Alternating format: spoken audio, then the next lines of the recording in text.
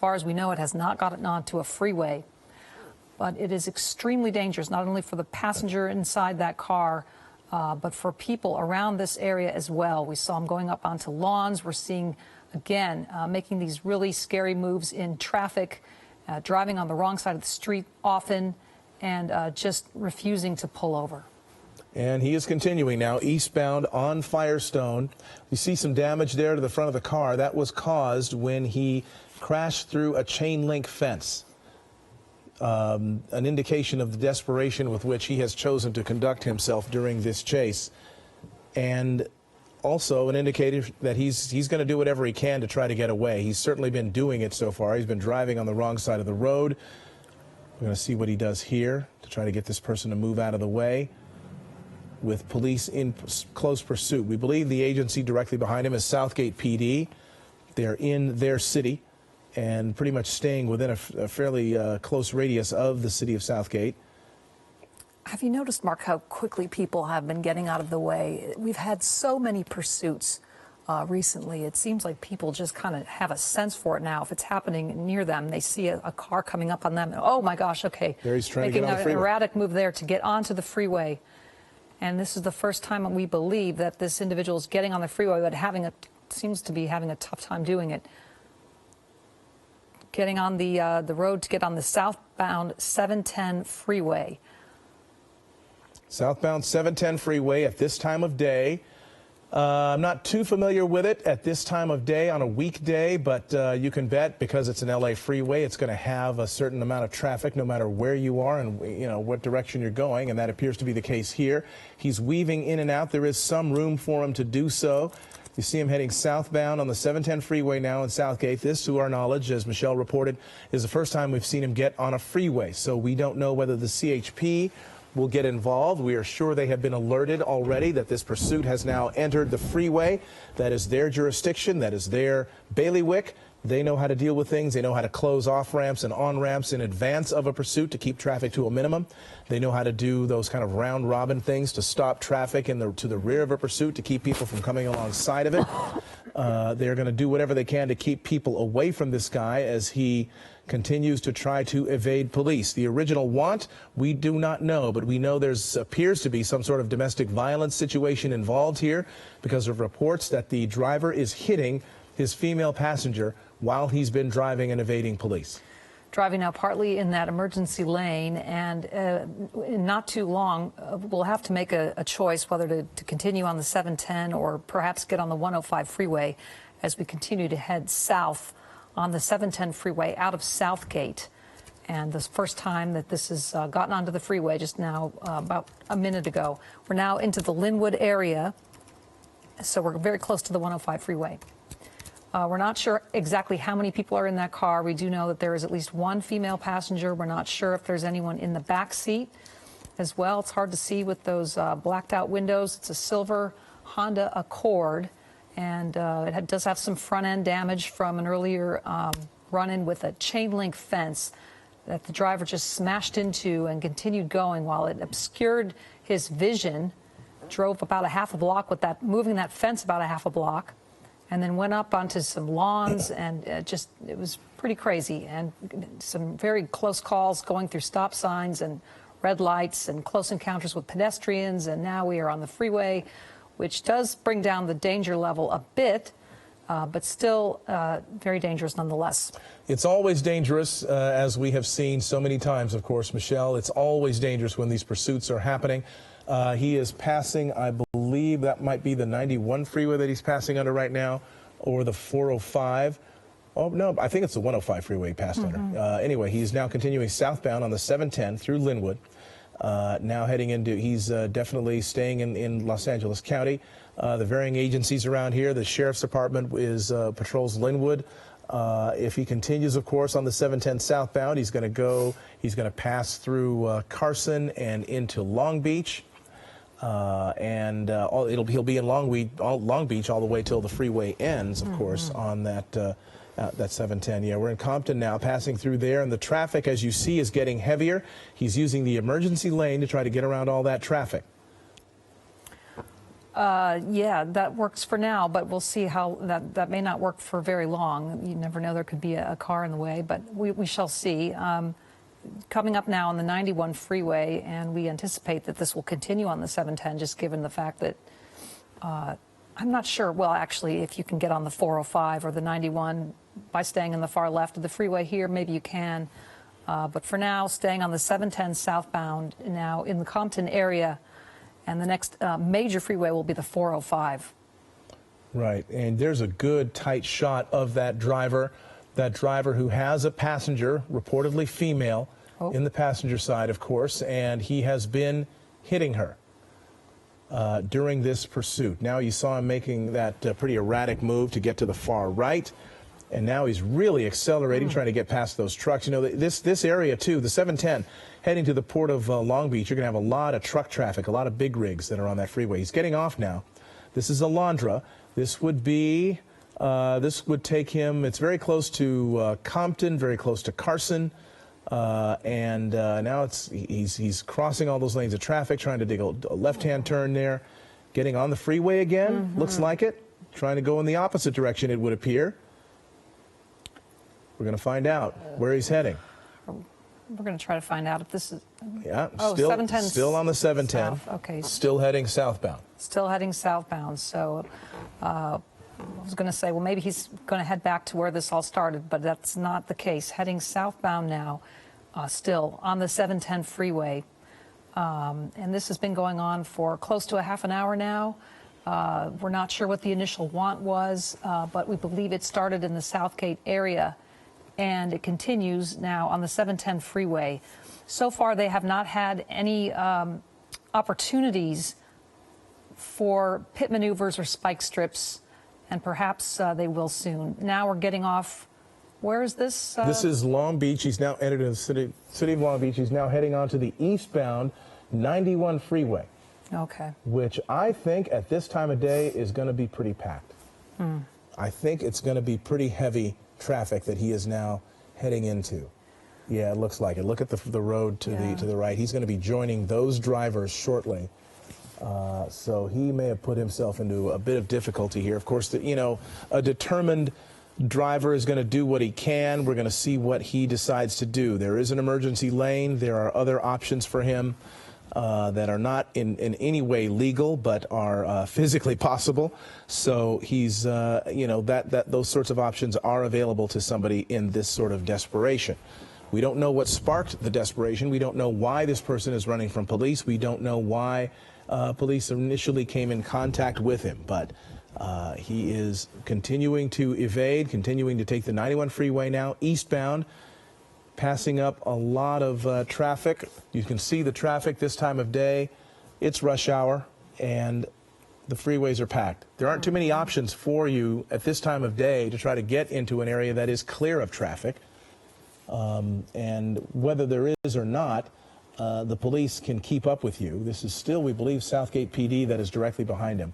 So even though he's been on the freeway for some time, varying freeways between the 710 and now the 91, the CHP is not, at this point, the lead agency. They have not transferred leadership of the pursuit to the Highway Patrol. They are continuing to maintain it in the hands of this pursuing local police agency, which we believe is Southgate.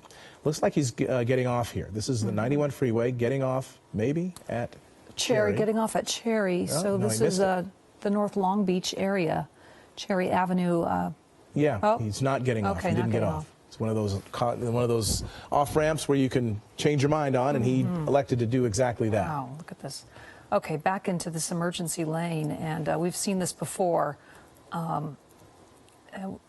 which is extremely dangerous. And we're getting word now that he is wanted for domestic violence, and the evidence against him is mounting, as we've heard reports that he was actually beating his passenger in the car while this pursuit was underway earlier. I'm not sure if that has continued on, but that was seen earlier by police.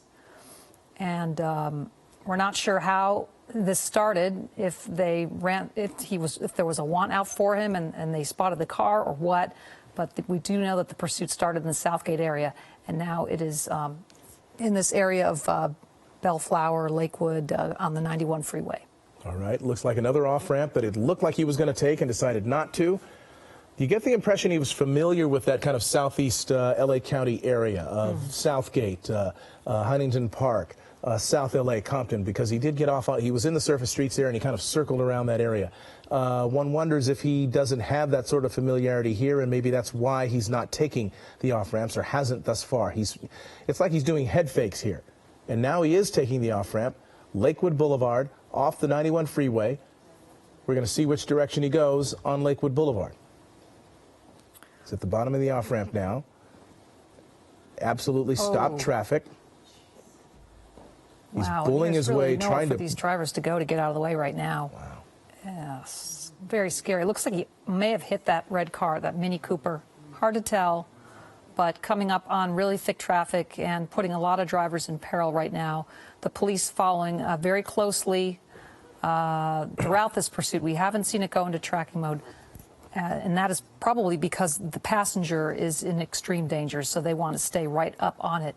They do not want to go into tracking mode knowing that that passenger could be in extreme danger. Absolutely, and they're going to do what they can. They have to rescue somebody. They're going to have to rescue somebody at the end of this pursuit. However this thing ends, this is involves a rescue of someone who is in dire straits. Our signal's breaking up. We apologize for that. He is heading northbound on Lakewood Boulevard from the 91 freeway.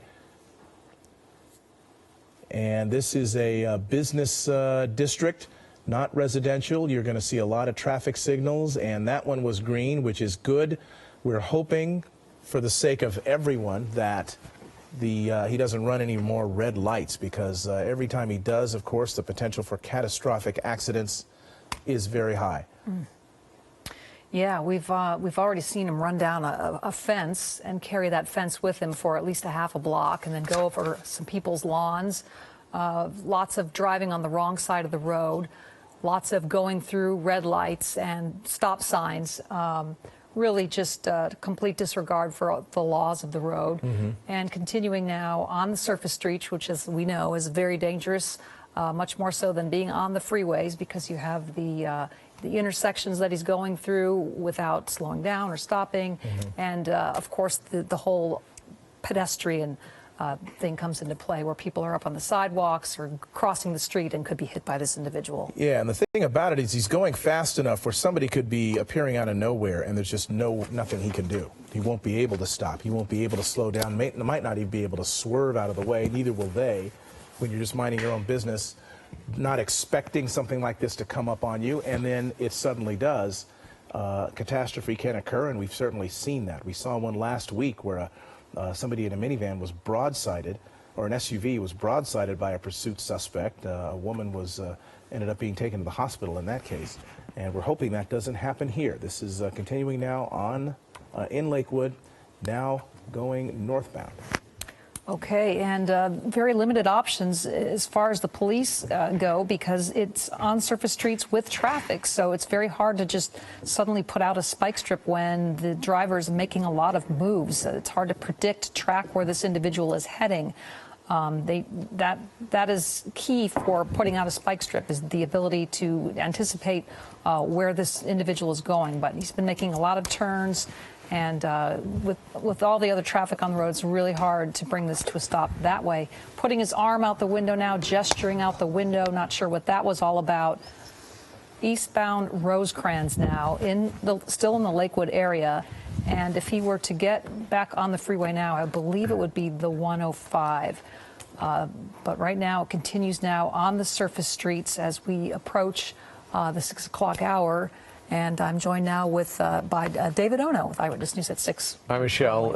And as we continue to cover this pursuit, a very dangerous pursuit at that, it's been reiterated that this is a potential domestic violence suspect, as this person once again runs another red light. Very dangerous driving by this person. Obviously, it's somebody who is extremely angry, extremely heightened. There are witnesses saying that they have been seeing him beat the woman that is sitting next to him. There is a passenger, and it's a female passenger in that car.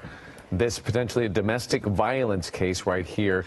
And when we pushed in from Air 7, when we had the opportunity to actually see inside that car, You could see the two people almost tangled with their arms. I don't know if he's holding her or she's holding him, and he seems to be extremely agitated, looking at her, looking back at the road, looking at her, back at the road. We've already noted the fact that he's driven on lawns, driven through chain link fences, very dangerous driving. And it does seem, though, that with his heightened sense of alert, anything could happen at this point. He's in Bellflower now. We're being told he's going about 40 miles an hour on surface streets. He's running into occasional traffic there.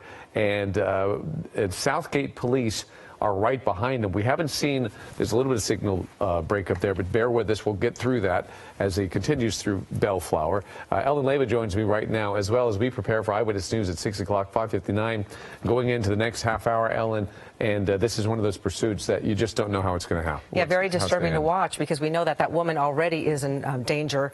Man wanted for domestic violence. It started about a half hour ago, and we've seen evidence that perhaps he has been striking the woman while he's driving. So obviously this woman is deeply in deep trouble with this man. Right, and we probably need to say that we're going to handle this very carefully. Police will as well. We cover the news every day, and when it comes to these extremely violent acts, many of them do occur in situations that are domestic. Just this irate, this rage, this heightened sense, and they become very violent. Officers, obviously, they know that. They're going to try to handle this as best as they possibly can. And it would be great if they could somehow bring this to an end. But it is the afternoon. There's a tremendous amount of traffic out there. A pit maneuver, when they're around all that traffic, is out of the question. A spike strip, sometimes it's very difficult to get into a position to actually lay down a spike strip. So as they go into Norwalk from Bellflower, entering Norwalk now, officers are just content with kind of staying behind and watching for an opportunity and try to keep things as safe as possible. And you can see him weaving in and out of traffic. He's been going on the emergency lane. He's been going the wrong side of the road. And a very delicate operation for these officers, because they want to stop their man, but they also want to protect the woman that is riding in that car. And hopefully, you know, she's wearing a seatbelt. We don't know what the situation is, but they have to be very cautious to protect the woman's life. Right, and as there's been a lot of physical activity inside that car. We don't know if she's being hurt or not. Maybe they're just wrestling over, you know, the car. We just don't know. But there is a tremendous amount of concern. So there is a look at the suspect. He's driving, but see how he was always looking over? They clearly are talking, maybe yelling, maybe arguing. Constantly moving, moving, looking at her, looking at the road, looking at her, looking at the road. There's his arm waving around, too, as he holds on to the steering wheel. So watching that activity inside the car gives us some indication that this suspect doesn't appear to be willing to calm down and pull over. He is angry, he's agitated, and with that woman in the car, it really complicates things. And right now we do have, we're joined by Bruce Thomas. He's a law enforcement expert, and thank you so much for joining us. Are you there, Bruce? Yes, I am. Go ahead. This is an obviously a very different type of situation in a pursuit with this woman in the car with this domestic violence suspect. What's the best way to handle this, and what's your take on this? Well, it does present different challenges to law enforcement, because you have a suspect and a victim in the car, so you have to take that into account when the pursuit at the terminus, the end of the pursuit. What they're chasing is a felony domestic violence suspect who's agitated and angry. Right, and so, okay, there he goes, continue to drive erratically, very fast. Keep in mind, Southgate police are staying nearby. He's northeast on San Antonio, which is there in Norwalk, really accelerating right now. I don't know if there was a light there or a stop sign or what, but he is flying through there. So, and he's in a Honda, looks like a Honda Accord. You can see her legs too. They're up on the dashboard right now. Oh wow, that is interesting. Yeah. Okay, so yeah, pointing out that maybe she's bracing herself or something. Maybe so. Maybe so. She's bracing herself for potential collision. She might be just scared. Really scared. Bruce, so this complication, you said there's a suspect and a victim inside the car. How does that change things when this comes to an end? Well, what we're seeing from Air 7 HD is it seems like the female, the victim, as we'll call her, doesn't seem to really be afraid of the suspect to some degree. So there may be a little more to this domestic violence story than what was put out over the radio. As you can see from Air 7 HD, when they zoom in, she seems very complacent, very calm almost. With the problem, David, as you said, at the end of the pursuit is you're going to have to call the suspect out. They do have some sort of relationship, so how willing is she going to be to have her spouse, significant other, boyfriend to be taken into custody remains to be seen. It's such a difficult situation with a domestic violence victim because you don't know the fear that she's feeling, how afraid she is of her partner there, and what she's going through, because a lot of times it's just fear that holds them back. It's complicated, though, but also if he's a loved one of hers, you don't know if she's going to be ally of his or an ally of police officers when this thing does come to an end. And you don't know if she's going to get in the way of them taking care of business and doing their jobs, or if she's going to welcome them to try to get him into custody and get him to calm down. Yeah. And we have seen people interject themselves into the law enforcement officers bringing the suspect into custody by holding on to him or basically saying, I love you and I want you to go to jail. So there he is. He's flying through the streets of Norwalk, cutting corners. I guess now it's Santa Fe Springs, 5 southbound Santa Fe Springs. And again, as I believe, he's getting back on that 5 southbound, and traffic is relatively light right here, but he has come into some places where he's come to a stop. Look at him just go across 6 lanes. Yeah, he's coming across some traffic, and then he does a really dangerous swerve there. He's not even on a lane right now. Okay. And whoa. That was an illusion there because it was the overpass that we suddenly saw. It almost looked like there's a collision that's going to take place, but his driving is really erratic right now, Bruce. Yeah, running into rush hour traffic, freeway traffic is back. It's heavy. At some point, South is going to have to turn this over to a bigger agency such as California Highway Patrol, as they just don't have the manpower. They are asking for mutual aid from LA County sheriffs to have their air step up and call the pursuit for the officers, for their safety. Right. All right. We're having a little bit of an issue with Bruce's phone right now, but we got the gist of that, Bruce, that Southgate, this is becoming such a big pursuit that perhaps maybe they should turn it over to the CHP, but there is Southgate still behind him. However, every time he goes surface streets, then does that throw off the CHP, and who should take this over? Yeah, ultimately, when you get off freeway onto the surface streets, they would turn it over to possibly the LA County sheriffs as they're in the Santa Fe Springs or area, and eventually sheriffs will jump in when requested only. Uh-oh. Yeah, he's going the wrong way on the street right now. There you go. He's jumped over. He's in oncoming lanes right there, and he navigated through it. Boy, but that is extremely dangerous. In fact, there is a center island there that he jumped over, and he was completely separated and going into oncoming traffic. Extremely dangerous there. Right now he's on eastbound Alondra in Santa Fe Springs, and you can see he's got wide open roads right here, and that's probably good because we've seen him driving so close and weaving in and out of traffic and just disobeying all kinds of rules of the road. Bruce, is a pit maneuver out of the question at this time? The speeds are a little high for a pit maneuver, but this is the type of street you want to do it on. A nice wide open street. You've got a center median that protects the oncoming traffic. So ultimately, this is an ideal street to do it. However, the speeds are just a little high right now. Right. Maybe our desk can call him on another line so we get a better line. I'm sorry about the connection with Bruce Thomas's line there. Yeah. So can they do pit maneuvers when there are people in the passenger seat? Is that allowed? Oh, sure, of course. Yeah, you can do it with multiple people in the vehicle. Obviously, you're just endangering more people, including the officers. Here we go. He's on the wrong side of the road again, Bruce. He's swerved over. There's a center island there. He's completely into oncoming traffic right now.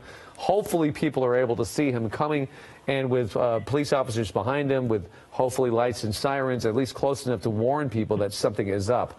Boy, but that's really dangerous. He's going to do it again here, it looks like. Yep. He's going into oncoming traffic right here. and just absolutely going against the law here. And look at that. Oh, and now he's in Buena Park, so he's moving along. Blatantly going against what the law on these streets. That woman must be just having to close her eyes. I mean, can you imagine driving in that car as a passenger? Yeah, I mean, there's no reaction time when you have oncoming traffic, and then they're not expecting somebody to be coming at them head on, and we've seen so many accidents that way, usually with somebody driving under the influence, or they're not aware that they're on the wrong side of the street. This guy is aware, and he's doing it anyway. Yeah, and there he goes again, doing it once again, going into the median, and then hopefully he won't cross over. Yes, he's crossing over. Yep, he is completely into oncoming traffic. Bruce, what do you do in a situation like this? You know, at this point, the pursuit becomes so dangerous, the speed, the action of going up in traffic, that unless South really feels it's a necessary pursuit, they would possibly go into surveillance mode to de-escalate the situation. At this point, it's just getting very dangerous. Right. A very desperate man. This is going on for like 35 minutes now. A man wanted for domestic violence with someone in the car, a female, and they've been, you know, obviously a very stressful situation for that woman on board, too. Yeah, is it possible then to go into tracking mode and just lay off of that when you know that there's a potential victim in the car? I mean, this is a very complex situation, Bruce. Yes, it is. I mean, normally you don't have a victim and the suspect in the same vehicle. So what they're formulating is a plan to end this pursuit and take the suspect into custody, but also protect the victim's safety, too. So it just adds another complexity and further has the officers thinking about Plan B and Plan C. Yeah, it's amazing how many different types of pursuits we've encountered through the years. But Michelle Tuzzi raised a good point. People are getting used to pursuits now in L.A., and they kind of can see it coming, or they hear the sirens. He's been getting a lot of leeway, people getting out of his way. Well, let's hope. Yeah. But you never know. And traffic is tricky enough in Los Angeles, just navigating through safely and abiding by all the laws with all the people that are out there. So when a pursuit like this comes by, when he's not abiding by any traffic laws, when he's going way too fast, anything can happen. It can be extremely tragic, the end result of that kind of behavior. So here he is continuing to weave his way through some sticky points there in Buena Park, clearly at a light. Now he seems to be turning into a parking lot. Yeah, because he was on southbound La Mirada. Now you're right, went into some sort of industrial complex or something. Yeah, so we're going to watch him through as he goes through this parking lot, tries to weave his way out of there. He didn't feel comfortable sitting at that stop-and-go traffic. So here he is going to squeeze back onto his street. He at least slows down and looks before he does it. And then there's Southgate Police right behind him. Now we're on Beach Boulevard, I believe, in La Mirada. Buena Park, excuse me. Buena Park. And continuing to drive, just at least he's on the right side of the road for once. And look at all the traffic on the other side of the road. I mean, I don't know what if he goes on the wrong side of the road with this kind of traffic, something awful certainly is going to happen. He's accelerating now, a multi-lane road right here, but he's accelerating, and you see the police car a few lengths behind him, but they're closing in, trying to stay fairly close to him, and hopefully close enough to warn people that this is coming, a dangerous situation is coming their way. But we haven't been able to look inside the car as much lately in his behavior. It's hard to see what his female passenger is doing, but that was an interesting shot earlier of her feet up on the dash. Maybe she's so comfortable that she does that, or maybe she is bracing for, he's on the road. Okay, on the sidewalk, on the sidewalk. grass, really trying to get past this traffic, but wow. Just blatant. It's incredible. Okay, so this is in Buena Park. He's literally, Artesia. So he's entered Artesia, driving on the grass and the sidewalk, now cutting through a parking lot. Let's see where this brings us. Hopefully it's a dead end with any luck, but nope. Found his way through. Now he's back on the road. We'll try to figure out which road this is. 2 lanes. He seems to be looking for a way to go. He's kind of right up against that double yellow. And Bruce, are you still with us? Okay, we don't have Bruce right now, But this I'm is Artesia Boulevard in Buena Park. It seems like he's done a couple circles. It did start in Southgate about 35, 40 minutes ago, and it went through Compton and southbound Alameda, Santa Fe. A large space between him and the police cars. I don't see the Southgate police cars anywhere close to him right now. Maybe he lost them in that parking lot, or perhaps they're backing off just to get him to calm down. Here he is, very aggressive. Dear. That's into oncoming lanes. Now we don't see what's going on because he's going over an overpass. There he is on the wrong. Oh my gosh! Dear. Look at this. Look at this. This is one of the Completely in oncoming traffic. This is one of the more dangerous pursuits we've seen as far as his driving and putting other people in danger. southbound Knott Avenue. Southbound Knott. In Buena Park, Melissa? Okay. Southbound Knott Avenue in Buena Park. Boy, that is we do scary. have Bruce Thomas back. And He's Bruce, back? so you've been watching this. Oh, boy. Yeah, you know, at some point, the watch commander and even the field supervisor involved in this pursuit are going to take into account the suspect's actions and say, you know what, this guy is endangering way too many lives. So you know what, let's back off. Let's go into surveillance mode. The helicopter will track him, and we'll actually take him when he ends and slows down or crashes, unfortunately, and then we'll end this in a safe manner. Oh, gosh. Now you can see that woman's legs in the passenger seat. Looked like she was sort of shaking a bit, but... Yeah, I wonder if you're right, Ellen, if she is just bracing for impact because of his really erratic behavior, extremely dangerous driving. I'm sorry, Melissa's our producer. What did you say, Melissa?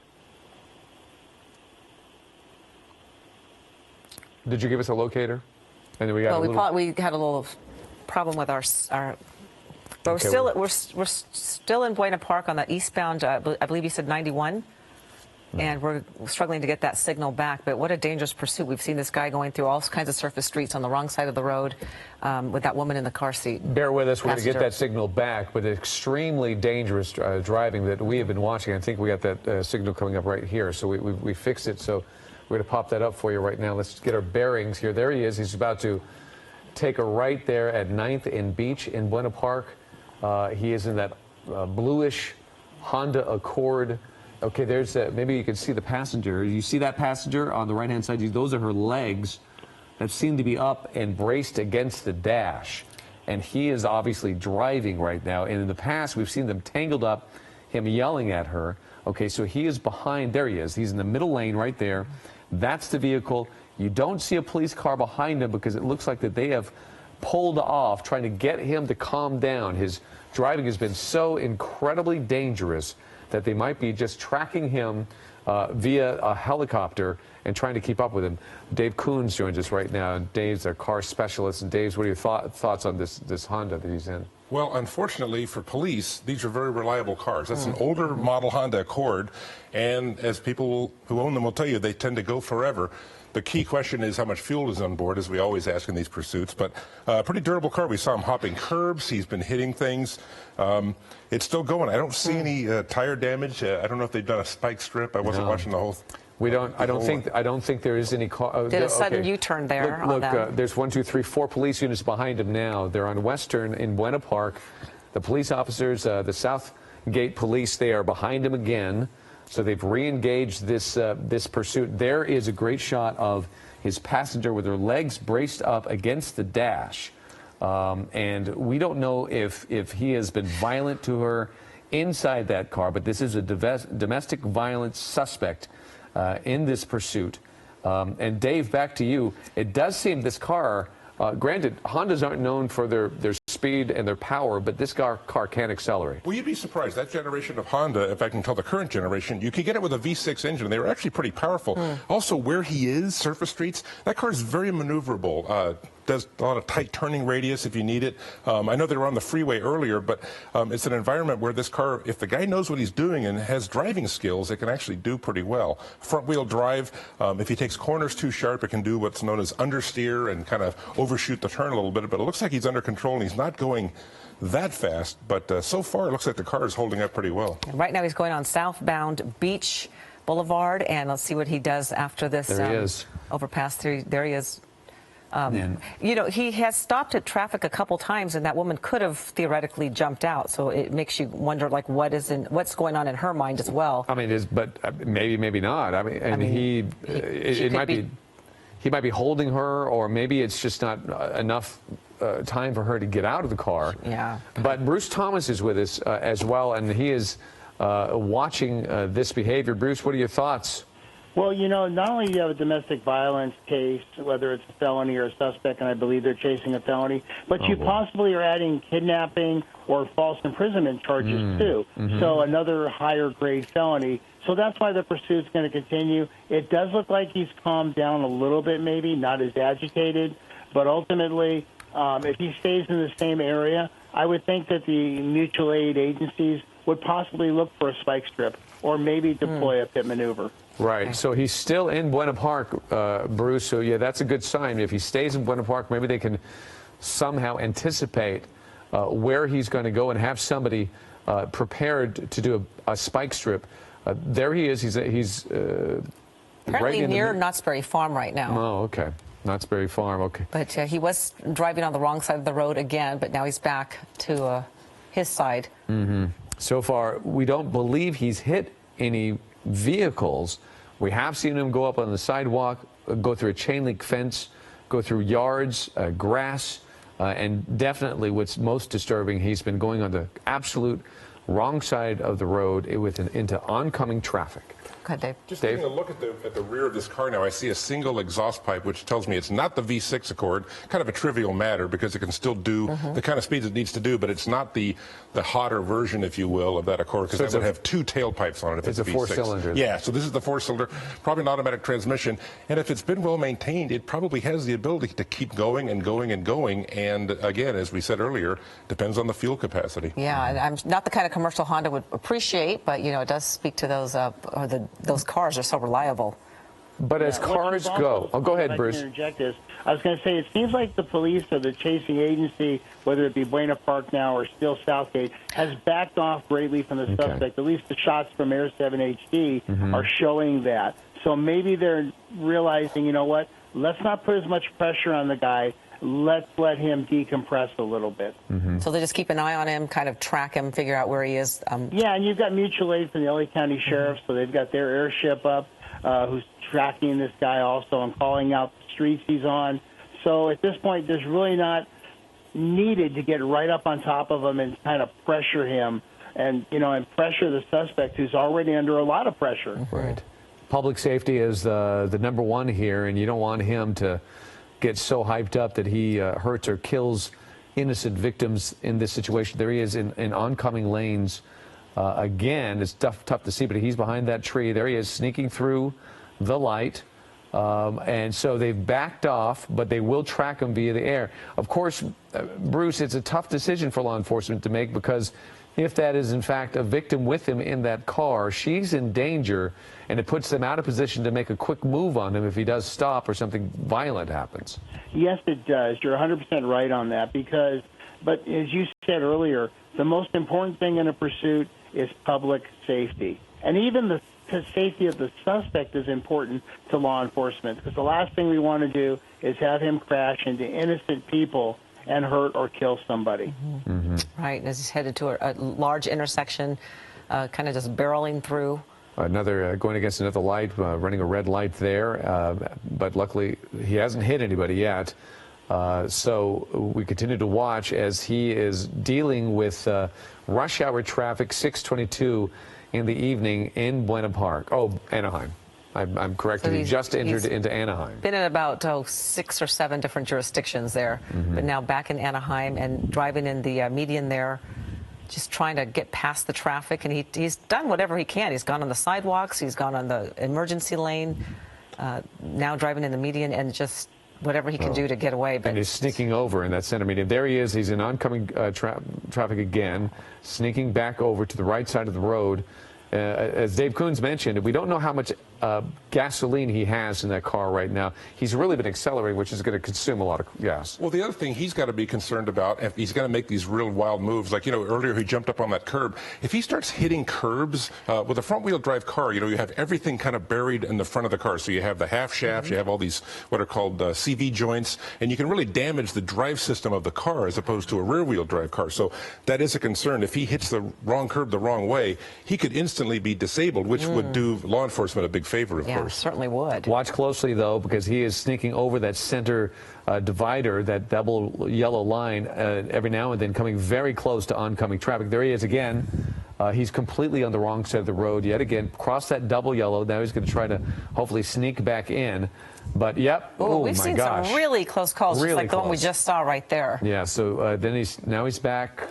It's tough to see. Yep, he's back over the double yellow, so he's back in the proper lanes. But, boy, that was a close one. And cars, if they're coming at you at a rapid rate of speed, then obviously the reaction time is cut in half and more so. So it's extremely dangerous as we continue to watch him. And now he's in that center. And we haven't received any confirmation that there isn't anybody in the back seat because we can't see with those blacked out windows. But hopefully she's the only passenger. Hopefully, but yeah, that's another good point. Bruce? I was going to say, David, you're dealing with a suspect who is obviously very agitated and very intent on getting away, risking his life, the life of the person in the passenger seat. And we have seen pursuits like this that don't end well. And so the agency's chasing, they're really evaluating this. Yeah, what's concerning if he is wanted for domestic violence, obviously a man who's in distress and not in his right mind, and then this poor woman, I don't know her situation, but you got to feel for her situation and her part in this. Terrible situation all the way around. Bruce, you've handled domestic violence issues in the past when it comes to law enforcement. Whoa, okay. And he took he had to make an aggressive left turn. I don't know if that was planned, but he was trying to avoid a collision, it looked like. But Bruce, you've dealt with domestic violence as a member of law enforcement, and just like in the news business, we see many of them turn into extremely violent situations. Yeah, domestic violence calls are probably the worst calls you can go on because you think you have an ally in the victim, but sometimes when you're dealing with the suspect, the spouse, boyfriend, a significant other, and you take that person into custody, the victim all of a sudden becomes agitated and upset because you're possibly taking away their breadwinner, their spouse. And so it just becomes very volatile. Yeah, it certainly does. It's difficult to watch. Go ahead, Dave. The other thing is, this pursuit goes on. One thing that can really be affected on that car, even if the engine holds up, is the brakes. Brakes get overheated very easily. And even police vehicles, those which have very heavy-duty brakes, at the end of a pursuit, you can smell this horrible burning smell, like when you've gone down a really steep hill. This guy, if he keeps making these really hard maneuvers and keeps stopping hard, those, especially the front brakes, they're going to start overheating, and he's going to lose his braking power maybe when he needs it most. That's a good point. I actually did a police pursuit academy with the Sheriff's Department, LA Sheriff's Department. I learned so much, but also I learned how inept I am at being behind the wheel. But one of the things that they do teach you is, what's interesting is you don't ride the brake. You either hit it hard and then you're off of it so it doesn't overheat. That gives them a chance to cool, because when the friction material or the brake pads are up against the disc, if you're riding that, it never gives the disc a chance to cool. If you see auto racing that goes on at night, you see the brake disc glowing orange. They're not going to get that hot, but they're definitely going to do it. So police officers are trained to drive to let the brakes cool down. And if you notice, when you go down a mountain grade, they say, gear down, stay off the brakes because you'll overheat them. If this guy doesn't know what he's doing, he can be overheating these brakes, and what will happen is when he needs to really, really use them for a hard stop, they're not going to have the bite. Oh, dear. Well, that could be bad. And then when he's accelerating or driving extremely dangerously and he goes to the brakes and they're not there, then everybody loses in a situation like that. Bruce, driving that academy that I took with the Sheriff's Department was eye-opening. This is not easy work. No, you went to the Sheriff's EVOC, or Emergency Vehicle Operations Center, and like you said, they teach the braking. It's emergency braking. It's hard braking. It's not ride the brakes for an extended period of time. Just because, as Dave said, the cars can overheat. So it's emergency braking, but they also teach you've got to think outside the box a little bit. Cut the apexes, get close enough to the vehicle, but not. And I'm sure, your adrenaline was probably on a scale of about 20, too. I can only imagine. As we're watching this pursuit that's been going on for 45 minutes or so, and this domestic violence suspect with a female passenger in his seat. We've had reports that he's been striking her, hitting her while he's driving. By the way, we have about a minute left in this newscast. There he goes on the wrong side. Yeah, but we will continue to stream this on the web, abc7.com, and on our ABC7 Los Angeles app. We'll stay with this pursuit. Obviously, it's a very dangerous pursuit. And, of course, we'll be back at 7 o'clock on KDOC TV. If it's still going, we'll be on it, and we'll bring you the very latest. But we just want to let you know that we will continue to cover this pursuit. Even if we jump off the air, we'll be on digitally and continue to watch what happens here as they go through Garden Grove. And this suspect doesn't appear to want to give up just yet. So here we go. I'm trying to figure out what exactly. Can we tell us what road it? Yeah, what road are we he on right now? Bruce, by the way, yeah. That's a wide open street. We only have a couple of seconds, but is this, if he doesn't accelerate too much, could this be the perfect time to do a pit maneuver? This is the perfect storm street to do it on. I'm surprised the PD is not a little more up on him to maybe force this issue. That's a perfect street. Right. Because we're looking, this is happening on Brookhurst Road, rather, in Garden Grove. We're going to continue to watch this. Join us on abc7.com and the ABC7 Los Angeles app. We'll be back at 7 o'clock on KDOC TV. Our thanks to Bruce, Dave Coons. You've been a huge help.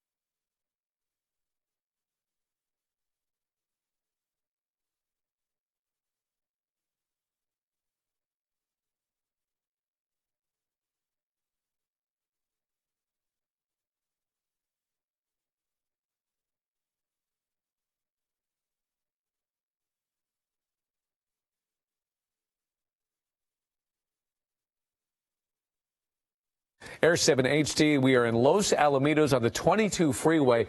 He has been driving extremely dangerously. He has not slowed down one bit. We did watch him a few minutes ago wind his way through Huntington Beach, and then it was onto the 22 freeway where he has just passed through Garden Grove and now is in Los Alamitos. Let's show you some of the highlights of this pursuit. Take a look on the right-hand side of your screen. That is video from just a few minutes ago. You can see him blatantly going into oncoming traffic. He's been doing that dozens of times throughout this pursuit. Extremely dangerous behavior. A lot of cars we've seen swerving out of the way, and then he moves back over to the right lane. Okay, real quickly on the left-hand side, that's a live picture. He is exiting Seal Beach Boulevard. Seal Beach Boulevard, he is exiting right now. It looks like he was. Maybe he's moving back to the freeway. Look at that on the right. Also, that is video driving onto the sidewalk, onto the grass. Blatant disregard for pedestrians who might be on that sidewalk or in this community as he drives quite a ways on that and eventually into a parking lot where he wound his way back onto the street. So we've been watching him with that kind of behavior, extremely dangerous behavior. And keep in mind, earlier in this pursuit, he was literally wrestling with his victim who was inside the car. She is in the passenger seat right next to him, watching her as she has her legs up. And then here he is. Look how fast he is moving. He is even swerving. He swerves into oncoming traffic yet again, almost loses the back end of his vehicle, which is a Honda sedan, an Accord. A 4-cylinder is what we believe. It's a front-wheel drive car. And we don't know, obviously, how much gas he has, but it's a vehicle that can go for a very long time. And this pursuit is going into about an hour and a half right now. Again, on the left-hand side, that's a live picture. On the right-hand side, that is video of some of his more dangerous behavior during this pursuit. Southgate PD has been in pursuit of him through most of this. As we go back to this live picture of him on the 22 freeway, always moving to the right-hand lane, almost faking like he's going to get off, and then he pulls back onto the freeway. We're watching him closely here. So let's see what he does. Yep, he does it again where it looked like he was going to exit, and then he moves over. Keep in mind, again, the domestic violence victim is sitting in the vehicle right next to him. I believe we have another video. I'm not sure if we're prepared to show it to you. Yes, it is. Look closely now. That is the victim. You can see her legs propped up on the dash. And watch closely. Look at her hands. She's holding her cell phone. It looks like she's actually texting during this pursuit. It did appear that there was some sort of wrestling, punching, something was going on in the early parts of this pursuit. Now, at least we could see her. She's moving. She's looking at her phone. Her legs are up. We don't know if that's because she's bracing for potential impact or not, but that was video that was taken just a few minutes ago, just before we hit this newscast at 7 o'clock. More video there on the right-hand side. On the left-hand side, he continues to roll down the 22 freeway. This time he is exiting the 22 freeway. We'll try to get you where he's exiting in just a second. But first, I want to bring in Bruce Thomas. 605 North Transition. Okay, so that's, if you're familiar with that area of Orange County, 605 North Transition. So about to hop onto the 605 from the 22 freeway. Bruce Thomas, our law enforcement expert, has been on the phone with us watching this pursuit. And Bruce, it's still going. Yeah, it's still going, and what you've seen is the handoff from the local police to the California Highway Patrol as it's moved to the freeway. The CHP has a lot more assets and resources to continue this pursuit for at least the duration of this. Okay, so you were saying during the 6 o'clock hour that would probably be a good move to get more resources on this pursuit because it is so dangerous. So this longest time we saw Southgate in pursuit throughout many communities, both on and off the freeway, but finally they've relinquished. CHP is now in pursuit. Does that change how this pursuit goes? It does to a degree. The other thing which we haven't talked about was the drain on the local police department's resources. Southgate has a finite number of cars out, and they're outside their area. So obviously that hurts them. But the fact that he's on a freeway now, it's a more controlled environment. He doesn't seem to be driving as erratic as he was on the city streets to get away. Speeds can be increased or decreased, but the safety of everybody involved is a lot better on the freeway. Right, that's a good point. So the freeway does seem to be wide open right now, so less potential people that he could run into. We understand that he is now getting into Long Beach, so he's on the 605 freeway going north. hitting Long Beach right now. So Long Beach, as CHP is in pursuit. And yes, Bruce, I did notice his behavior was not as erratic. It does seem like he's settling down a bit. Granted, not giving up by any means, still going at a high rate of speed, as you could tell, as he flies by these other vehicles. But the good thing is he's on the freeway. He's not in those very tight, confining surface streets right now where some danger could pop out of nowhere. He is on the freeway where people can actually see him, and they could see the police or the CHP vehicles right behind him, sirens and lights on, and that gives people some warning. Yeah, it does. When you went to EVOC, one of the things they talked about is the lights and sirens running code 3 or a pursuit. People don't hear the siren, but they'll see the lights. And on the freeway, it's a very controlled environment, so that does increase the safety of the motorists. So that folks won't be surprised and hopefully get out of the way. He did seem to get very tense earlier when he would find himself into traffic. He got very nervous at lights that were stacked up, feeling the need to get out of there. That's when it gets a little bit tricky. Here on the 605, wide open right now, as he seems to not really know where he's going because, Bruce, he's been through many different communities. And from what I understand, Long Beach, he's leaving Long Beach. He's getting, Lakewood now. He's approaching Lakewood on the 605 northbound. Yeah, it almost appears he's headed back to the Southgate area to some degree. Yeah, perhaps so, which we often see when it comes to these suspects.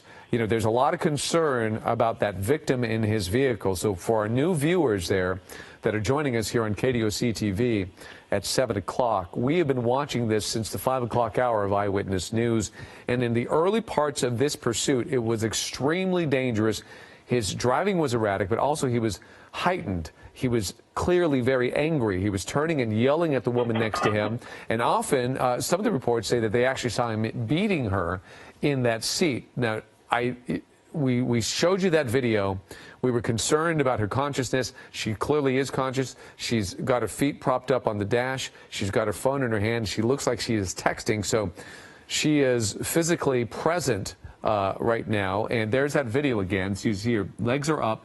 But if you notice, if you look closely, you can see her phone sticking out. She's holding it with both her hands, and it appears she's texting. So she at least is conscious and in that car, and they're not wrestling right now. There he is waving. I'm not sure what he's waving at, but we were very concerned about her safety, Bruce. But nevertheless, her mere presence in that car when this thing does come to an end complicates things. Yes, it does. But like you've just said, everything seems to be a little calmer in the vehicle. Maybe she's texting relatives or people to say, look, we want to end this. He wants to give up. He realizes he made a mistake. How do we do this? So hopefully they're in touch with law enforcement and they can put an end to this in a safe manner. I mean, his speeds are, 69, 70 miles an hour. So he's definitely calmed down a lot. Good point. As they enter Cerritos right now, Cerritos off the 605 freeway, that's where they are. The video on your right is just that video. The shot on your left is a live picture from Air 7. And Bruce, you've seen a lot of these pursuits. Often that might be the evolution of these pursuits. They start extremely angry, then they start to settle down, then they start thinking about negotiating their way out of it and bringing this thing to a peaceful conclusion. Perhaps, if you're a betting man, maybe that's the direction we're headed. Yeah, most of the violence calls, when you go to those or they start off, especially when Southgate rolled to this, there was probably a lot of emotion, a lot of anxiety by the suspect. She's trying to maybe calm him down. They get in the car. He's still agitated, maybe hitting her in the car like we saw. And at this point now he realizes, okay, I've calmed down. I am going to go to jail. Let's negotiate this. But the biggest issue is going to be at the end of the pursuit, how much she is not going to get involved in them taking him into custody. Right. We had been talking about that during the 6 o'clock hour. That's a very complex part of being a law enforcement officer, wondering in these domestic violence situations, the victim obviously needs their help, but sometimes things turn quickly when you start taking her loved one into custody and they suddenly turn on you. And that potentially could happen here. Yeah, David, as you know, this could be the breadwinner. And now he's not going to be the breadwinner right now. And so maybe there's kids involved. So it becomes a very complex issue. Right. Okay, so I understand that they're going about 70 miles an hour. They're in Norwalk right now on the 605 freeway in Norwalk as this pursuit continues to roll down. But luckily, we haven't seen a really dangerous maneuver in a few minutes now. And earlier, we have to tell you, it looked extremely bleak as he continued to insist on driving on the wrong side of the road with oncoming traffic, fly through red lights, and by fly through them, it was awfully close in a couple of situations. One, he almost lost his back end. He was moving so quickly and changing lanes so quickly. A lot of people have swerved out of the way. He did hit a fence. He dragged that fence. A bike rider had to jump out of the way from getting hit. But from what we understand, we at least have not seen him hit any vehicles that he's come very close to. At least we haven't seen that yet. So as he stays on this freeway, he seems to be moving his way over to the right-hand side, and CHP is right on him. It's a waiting game for them, isn't it, Bruce? Yeah, at this point, CHP is just going to, they're just going to follow. They're going to stay in the Code 3 pursuit mode because you do have a felony suspect. But it's just kind of wait and see. As they get through different areas of the CHP, they'll hand it off to the next station, so to speak, and they're just going to follow at this point. All right, we are talking to Bruce Thomas on the phone, our law enforcement expert, as we continue to watch this domestic violence suspect in pursuit. He just transitioned to the 105 freeway. Stay with us. We're going to stay on top of this. We'll be right back.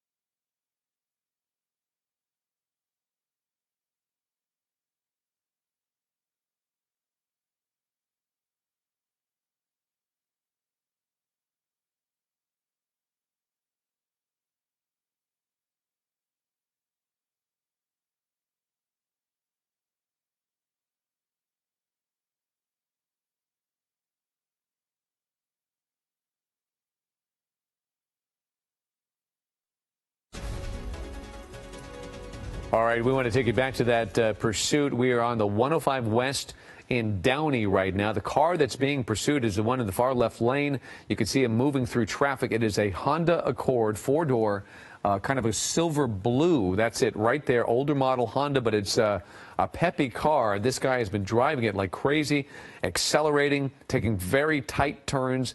From Dave Coons, he tells us that it is an older model with a four-cylinder, but don't let that fool you. It's a very good car.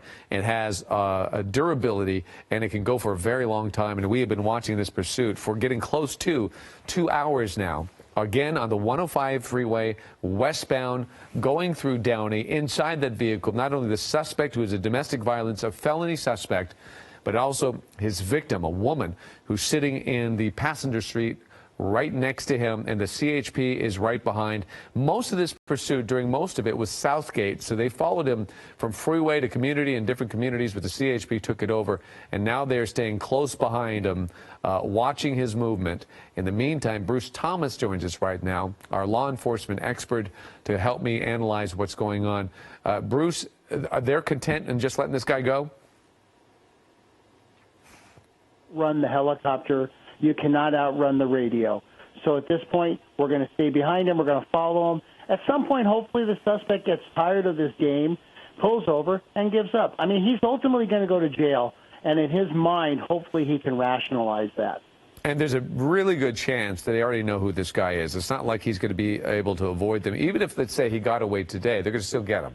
Yeah, I mean, they've run the license plate. They've got information, what they call 1028, 1029 on the vehicle, which is the registered owner, the vehicle, wants, warrants.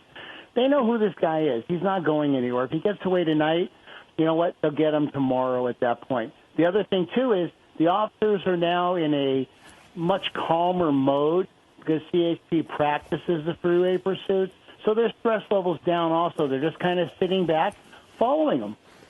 Right. And the freeway, as you could see, it's pretty wide open, which is fantastic and also very rare, but he is just kind of going on down the freeway. He's so far not endangering anybody at this point. He is going relatively fast, but not horribly, and he's not making erratic movement going from lane to lane and trying to do a quick lane change or get off.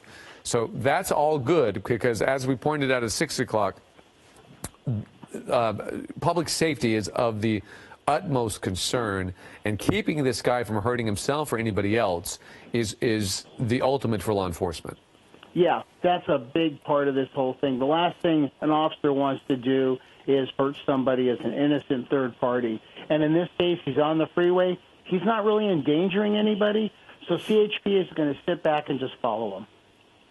Okay, so we are in Paramount right now. Paramount, most of this has been going on in Orange County, but he headed north. Now he's on the 105 westbound right now in Paramount. And we don't know if he knows where he's going because he's been going all over the place. But luckily, he's staying off the surface streets, at least as of now. And often, when we see somebody on the freeway, at least it puts them in a position where they're not making so many erratic turns and maneuvers to where maybe they can start thinking and even talking to somebody about getting out of this situation. Right, David, as you talked about and we saw in the earlier news broadcast, his driving was so dangerous and so erratic on the wrong side of the road at high rates of speed, sudden lane changes. On the freeway, you don't have that, so that makes the de-escalation factor of this pursuit greatly enhanced. Okay, so now we are running into traffic, and you're starting to see a little bit of nervousness inside of this driver and his behavior. So he maneuvered all the way to the right-hand side. He is driving on the shoulder of the road. This is, again, the 105 westbound. I believe he's still in Linwood, but I'll get you an update on that in just a second. CHP right behind him there as he tries to find his way through traffic. And we've noticed his behavior before when it comes to traffic. He seems to get very nervous about that, especially when he's sitting at a red light. He doesn't seem to have the patience to sit there. He's trying to always squeeze his way through instead of waiting for the traffic to go through. Quite often, Bruce, this is an interesting point. Will law enforcement try to make a move at a red light? Ideally, that is a great place to do it. You have to have the number of vehicles there. You have to be able to box them in. And then you become an officer safety issue, crossfires, that kind of thing. So ideally, it's a good location to do it. But ultimately, that would be done with a Bearcat or an armored vehicle to block him in. Okay. So it's a tricky situation, one of many that law enforcement has to deal with when you deal with situations where you're around a lot of other people, a lot of civilians, especially at dead stop traffic where they can't go anywhere either, and they can't get out of harm's way if the violence breaks out. We had a pursuit a couple weeks ago where they had to rescue the people in the vehicles that were trapped, and so that becomes another major factor, another concern for the officers. Okay, you see the driver's erratic behavior. His window, he rolled the window down. He was waving out and yelling something out of his window. We don't know at whom. We don't know if it's people around him. Perhaps that's a helicopter. Maybe it's just at our helicopter. We don't know. But that's some of the erratic behavior that we have seen in him. He was highly irate earlier where he was yelling at the woman who was sitting next to him. You haven't been able to see her in this pursuit because of the angle that we've been dealing with. But she is there. And at least they're not grappling like they were earlier, which was really scary. And we didn't know if she was truly in danger or not. So what we understand now, Long Beach Boulevard, he's just exited Long Beach Boulevard. If you're familiar with this area, just off the 105 westbound. So let's see what happens here. This is when it can get tricky, when he's hitting surface streets. And he takes this exit, and he's immediately upon some traffic. Let's see what he does. Yep, he tries to squeeze his way through, Bruce, so he still gets very nervous here.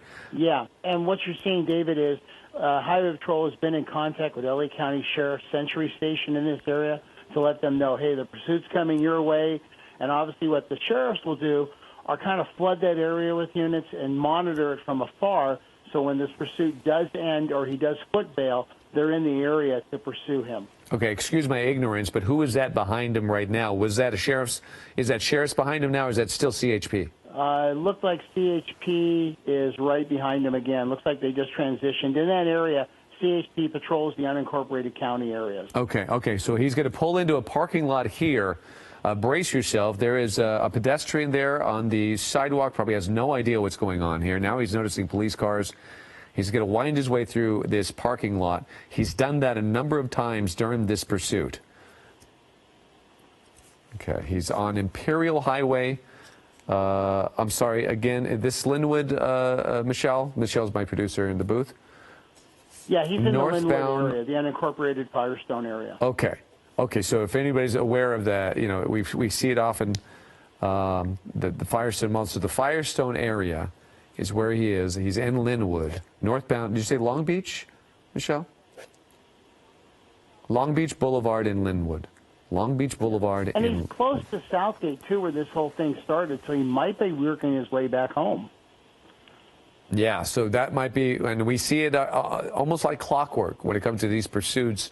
Suspects aren't comfortable in an environment that they aren't familiar with, so they inevitably find their way back home, and that's where this pursuit began in Southgate. So I'm not sure if we know the specifics on why it began, but we do know domestic violence was part of it, and his behavior inside the car with his victim was very alarming, and that was the early part of this pursuit. But it began in Southgate. David, I'm sorry to interrupt, but another factor in this is he might be working his way back to the original start of this at the residence or apartment. Southgate PD could be waiting for him there, and he's negotiated that. Oh, okay. So maybe there's a purpose besides the fact that he's just trying to get back into familiar territory. But this is what they often do, is negotiate where he's going to give up, and perhaps quite often they want to do it in front of their family. Yeah, because they know that nothing is going to happen to them. And obviously the police don't want to use force, deadly force. Maybe they'll have to use less lethal, pepper balls, things like that, to take him into custody. But ultimately, he's making a statement to his family, and obviously the police will honor that request to some degree. Right. And then also keep in mind, there is a woman sitting next to him. Perhaps her family is there as well, or they're all connected. We don't know, but maybe there's support for her as well, and he might be doing her a favor as well. We don't know. This is all speculation. We hope it goes down safely and calmly, and violence does not break out. But I have to tell you, they have to be prepared for anything, especially in the early parts of this pursuit. It seems so dangerous that it is almost remarkable that nothing bad has happened. Again, we're going to show you some of the highlights from earlier, and that is him on the right-hand side. That's video that was taken, and that shows you his behavior going into oncoming lanes. He even has an island between him, so he can't even jump over on the right side of the road if he wanted to. But lots of that, lots of oncoming traffic. He never hit anybody, but it was extremely scary when he kept on doing that, and he kept doing it at a high rate of speed. And again, we're going to continue to watch. There he is on the sidewalk, on the grass, and he did that a number of times, as well as when he hit a fence, and he dragged that fence, a good portion of it, from an athletic field, dragged that several feet. So that's the behavior that we're talking about, where he was driving erratically, he was doing things in the car, seemed to be hitting the woman sitting next to him, and that was extremely stressful for everybody to watch. Okay. Florence area, Long Beach Boulevard. So that's the latest. He's in the Florence area right now. Continue to watch him as he flies through these, and as you'll notice the lane he's in oncoming traffic again, but at least he's going a little bit slower than when we saw him earlier. I imagine CHP is still right behind him, so hopefully people will see that and know that something is coming their way. So winding his way down Long Beach Boulevard in the Florence area. Let's watch and continue to see what he's going to do. Yeah, he's not driving as dangerously as he was before. Yes, he's in oncoming traffic, but his speeds seem to be very much slower. Okay, he just crossed Broadway there, Bruce. So on Long Beach Boulevard still, just crossing Broadway in the Florence area. So if you're familiar with that's where he is. And yeah, David, if he makes a right turn and starts going east, I would say he's going back to Southgate. Okay. So we'll continue to watch and see what he does here. But you're right, his driving is so much slower. He seems to be in a bit more control, even though he's still breaking the law at times. But he's not outrageously fast right now. So just as a minor fact for information for the viewers, they will go back and pull the tapes on this pursuit, and they will charge him with every single violation. Oh, yeah, that's good. Good. So, yeah, you'd hope they would do that just to make people accountable, and let them know that they cannot get away with all these actions just because the pursuit is over. There's supposed to be a mandatory 2-year prison sentence for pursuits. I'd like to follow up on that to see if it's still in effect, but that was something that the law changed. Okay. As a deterrent to this. Yes, yes, and we do need deterrence, that's for sure. So he took a quick left-hand turn. That was off of Pacific Boulevard he was on. A quick left-hand turn. Huntington Park is where he is right now. Huntington Park on Walnut. Huntington Park on Walnut. This is where it gets a little bit scary. It's obviously a very narrow street. Look at all the cars and the people that are out, too. I wonder if he's familiar with this area, but people, I think, are very aware of this pursuit. So you can see them walking out and looking at this pursuit, so they're aware of it. Uh-oh. I just saw the passenger door open. Maybe he's close to home. Maybe she's trying to get out. But did you see the passenger door open just quickly, and then it closed when he was slowing down there? Yeah, I think he's definitely getting closer to primary residence or friendly territory, as they call it. You were talking about people coming out watching this. Well, social media is a very powerful tool, and I'm sure people are watching this on Twitter, seeing the AB7 app, so they're aware of where it is. The door opened again. The passenger door is open. Let's see what's happening. He stopped abruptly. Did she get out? No, she did not. But the door we've seen opening a number of times. And good point about social media. So social media, as well as television, it's keeping people abreast of this pursuit. And my producer now tells me, Bruce, that this is very close to where this thing started. Yeah, I would not be surprised if he heads back home, he stops, she gets out of the car, goes to her loved ones, and they do a felony stop and take this guy into custody. Okay, so maybe that's why the door keeps opening. Maybe there's a bit of an argument going on, and when she can and can't get out of that vehicle. She clearly wants to get out. That's why the door is opening. I'm not sure if he's letting her. I think you're 100% right on that. Yeah, so we've seen it repeatedly open. He seems to accelerate and then slow down, accelerate and slow down. There seems to be some indecision here. Okay, the car stopped, but the door didn't open. She didn't get out. It would make things so much easier if she gets out, right, Bruce? Oh, definitely, because now you don't have a two-pronged problem. You have just a one-pronged problem, as they say. You have to deal with a suspect, not with a victim and a suspect. Right. A victim who may not comply. Right.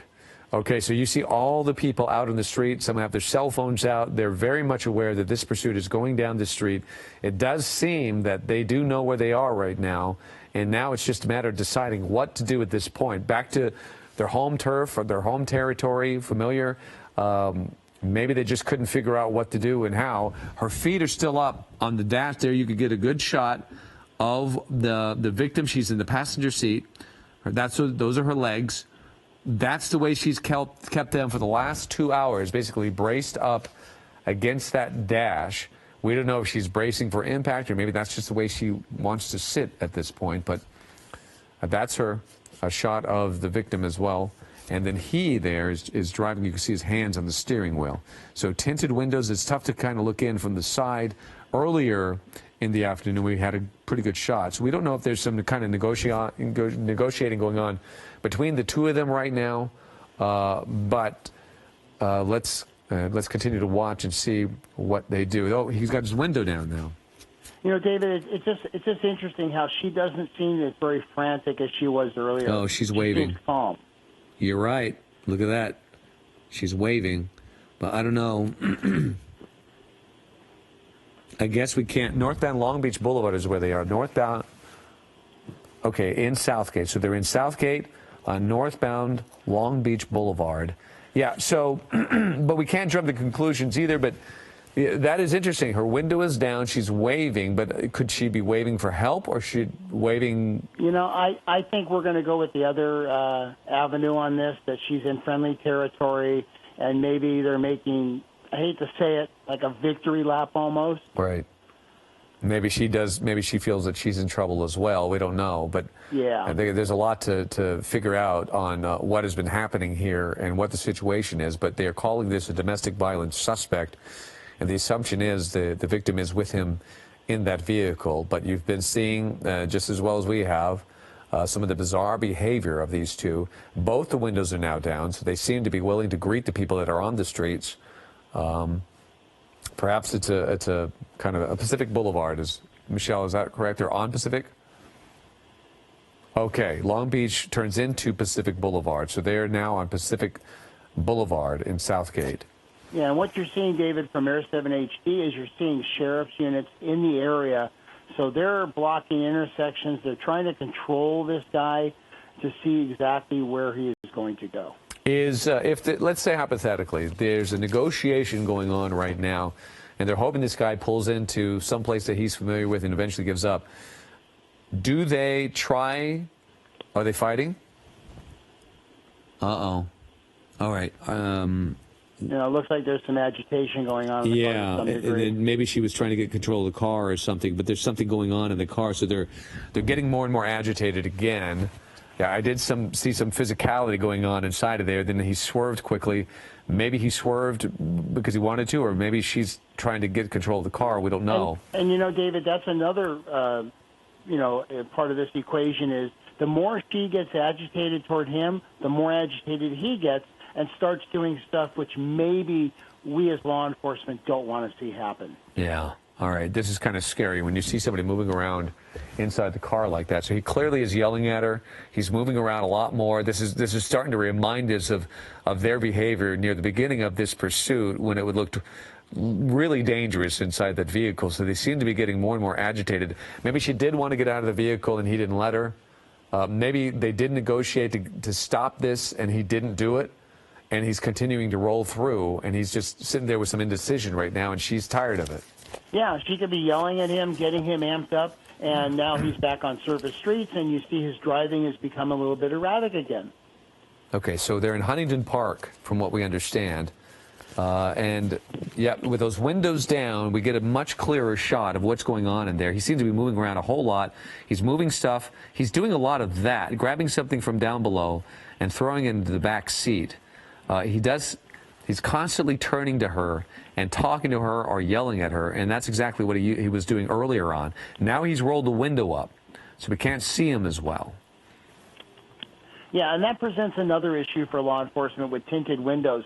They don't have the visual to look in the vehicle on a safety aspect of this. All they can see is through the front window, and on a felony stop, you're not facing the vehicle. You're controlling it from behind. Mm-hmm. Right. So just one more of the many obstacles that law enforcement has been dealing with and is going to have to deal with when it comes to this situation. So they have, they've gone beyond Southgate. They're in Huntington Park right now, moving into Vernon. So maybe he decided not to give up. Maybe he's decided to let this go a little bit longer while he thinks this through, although there's really not much to think about, but maybe in his standpoint, he thinks there is. Yeah, he's going to jail ultimately. The only thing, the question is now is he going to go jail at 8 o'clock or is he going to go jail at 9? Right. And a lot of concern then also about his state of mind when this thing comes to an end. We don't know if he's armed or not. We personally don't know his background, but law enforcement may have a good idea of who this person is. Right, Bruce? Yeah, they do. They've worked him up. They've run him to see how much information as they can get. And if she's been in contact with law enforcement, those are questions they're asking. And what they've found is, and I've seen in my experiences, these people may have warrants. He may be on probation or parole, and this may be what puts him back into jail, and so he's prolonging it. Right. He's at that I don't have anything to lose position, perhaps, which makes it especially which for scary. The general public is not a good position. Right. That's terrible. And then there you could see, I guess is that a CHP officer behind him? Yeah, I think CHP is still in pursuit as they're in a lot of the unincorporated areas, and CHP has not relinquished it to the local agency. Yeah, it's still CHP. Okay, so he does seem to be a little bit closer to the car. Could they be considering a pit maneuver, or is this still too fast? You know, the speed, I'm guessing, is probably around the 40 mark. It may be a little high, but I think they're going to put some pressure and end this. I think they're done. He looks like he's slowing down a little bit. We may see a pit maneuver very shortly. Okay, he's on northbound Santa Fe right now. It's a little bit more of a narrow street, but as you'll notice, it doesn't seem to have as much traffic. That's a good sign, but he is moving. There's a little bit of traffic there, but he does seem to be accelerating right now. So it's complex. We don't know now the situation when it comes to the victim next to him. Maybe he's decided to completely blow off the whole idea of giving up. And now, I'm sorry, Michelle, where are they again? Moving into the city of Los Angeles. It looks like he was considering a pit maneuver there. Yeah, he was getting close enough to do it, and now you see an SUV coming in, which has the special bumpers to do a pit. So I think very shortly we're going to see it. However, the speeds are increasing. That does present a problem. Right. And then this guy probably knows what they're trying to do, so he's going to keep his speeds up. Unfortunately, most bad guys do know police procedures to some degree, so he may just prolonging this. But this is an ideal street to do it. It's nice and wide. However, there are some oncoming traffic, and that does present a safety issue. Right, but it's a dangerous maneuver, but we've seen it work before. And when it comes to getting this over with or letting it go on and potentially harm innocent people, oh, here we go. He's moving in just a little bit there, and he backs off. So again, they are on northbound Santa Fe. They've entered Los Angeles right now. Does that change any aspects? It only just because of the traffic, but you are in an industrial area, so as we get closer to the evening, the area is kind of quiet. But I can guarantee you the CHP has been given permission by their watch commander to deploy the pit maneuver when they see applicable. Okay, so they crossed Olympic from Santa Fe. They left turn on Olympic. What is this here? We're trying to figure out what's up. All right, he's getting on the freeway. It almost looked like he was going to do it there, Bruce, but I guess he decided not to. Yeah, but only because the oncoming cars there and spin this guy out. Right there would be a perfect place to do it. Right, okay. 10 East is from what we understand. I thought we were going to see it right there. Boy, that's scary business. Yeah, and the other thing, too, is you're on a freeway on-ramp, so it's elevated. Right. So if you were, this car potentially could crash through the barrier and fall to the ground, and, now you've got a bigger mess. Right, and that might be why they decided not to do it. But, boy, you know that they were thinking about it. So let's watch what he does. The officer was definitely going to do it, and I really thought he was going to pull the trigger on that. Right. So as he gets further away from home, does this thing get more dangerous? Well, now we've seen him try to go home, but he's changed his mind, so he really has the mindset of getting away now. I don't know where he's going. It looks like he's still northbound in the city of L.A. Now you're going to have LAPD also involved as the sheriffs have dropped off. So, yeah, this does get a little more complex. Okay. East L.A. overchanges where he is right now. Let's figure out. He just split over there to the right. CHP moving in again. But there are other folks on the road. He's heading into East Los Angeles right now. Yeah, and you're not going to see a pit maneuver on the freeway unless they can control traffic. Yeah. So far, from what we understand, we haven't seen any spike strips either. So 5 South is where he's going right now, Bruce. In East Los Angeles, he's heading to the 5 South. Yeah, because of all the traffic on the freeway, you're not going to see spike strips or the pit maneuver. But CHP is going to get behind him and let him know, hey, we're here. We're not going anywhere. So why don't you just pull over and give up? Right. Okay, so there's traffic ahead is what we're hearing. So he's going to start running into traffic. That's when he seems to get a little bit nervous. On the 5 freeway south right now, he's East L.A. is where he is, 5 freeway south. Look for some traffic, and we'll watch his behavior. I think is his window down again. His window is down again, so you can see the driver. You can't see the passenger who is next to him, but you can at least see the driver. The sun is starting to set, so visibility might be a little bit more tricky as well. I guess that changed things for law enforcement, doesn't it, Bruce? Yeah, as you get into nightfall, vision, field of vision becomes diminished, so that's when you have the spotlights, the night sun from the helicopter, which is still following this. Those are tools that the officers will have to employ. All right, there's a really tricky maneuver there. He's trying to weave his way through big 18-wheelers as well as other traffic. A big lane change there, and then multiple lane change there. He seems to think he can avoid or get rid of the CHP, but it's doubtful.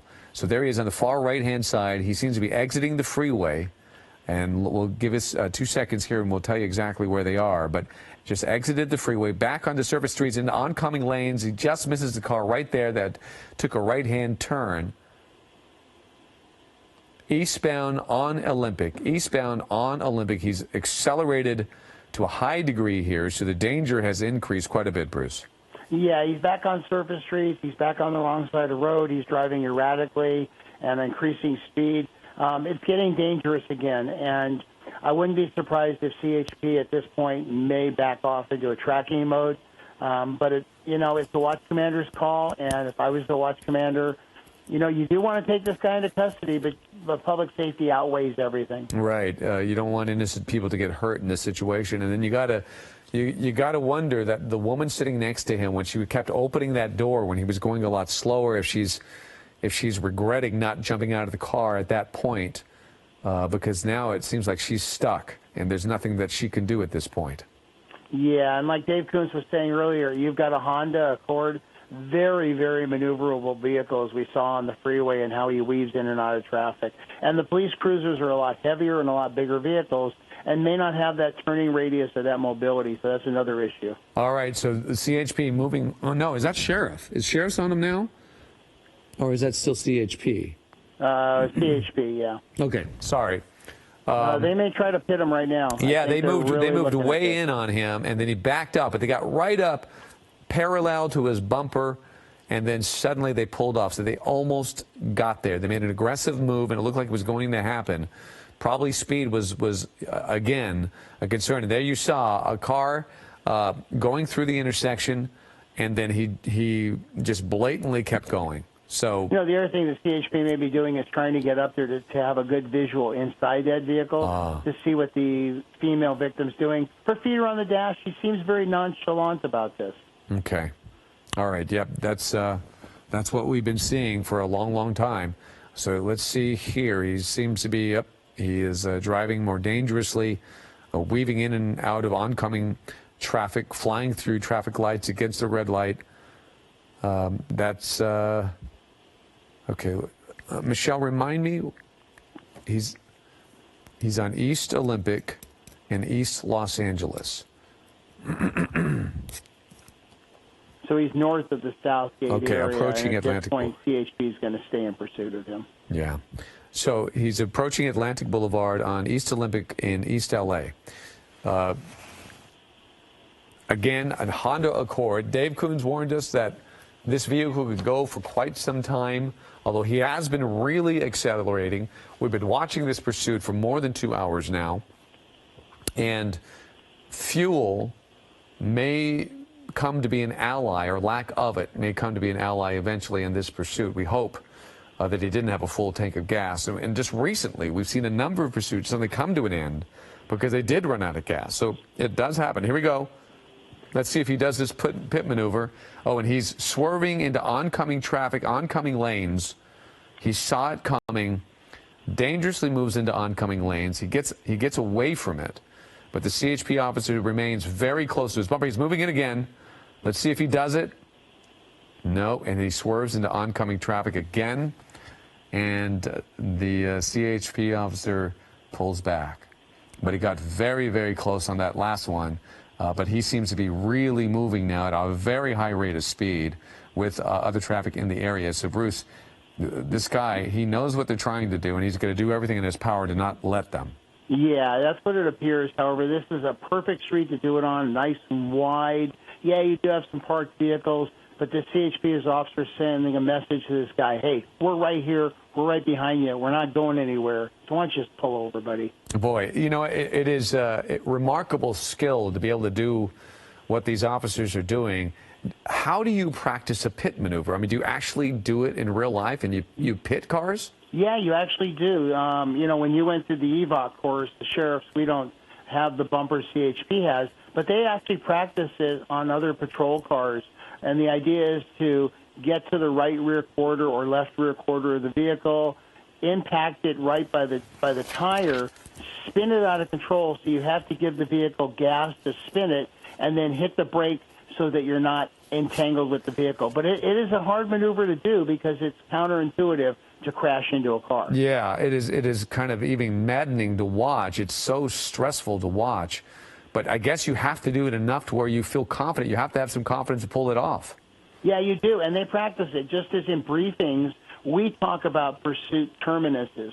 So you have a pursuit, it's ended. How do we do it by the numbers? Or if you're in a pursuit, you practice pursuit. One of the things I used to do with my trainees was say, hey, we're in pursuit. I want you to call a pursuit, a mock pursuit. He touched Take a him. deep breath, decompress, give out the things that the watch commander needs. Right, right. Wow. Okay, so we saw him, he touched that back bumper, and now he's really accelerating. But the CHP officer touched his back bumper. He bumped him pretty good. It didn't turn the car, but he did hit him. Clearly, yeah, it's putting some pressure on the suspect. Hopefully, it'll get him eventually to want to get out of this and give up. Yeah, I think CHP is sending a message that, hey, we're going to end this, so why don't you end it first? And keep in mind, he has a woman sitting next to him, and hopefully she's got the wits to beg him to stop doing this, and maybe with the pressure from both sides will get him to give up. But so far, as you can see, he's accelerating now, really moving, and it's not working so far. No, I think CHP, they do have the green light for the pit maneuver. They're just waiting for the right time. And speed is a factor. The faster he goes, the pit maneuver comes out of play. Okay. He is on eastbound Olympic, moving pretty good on eastbound Olympic. Montebello, I believe they are still in Montebello.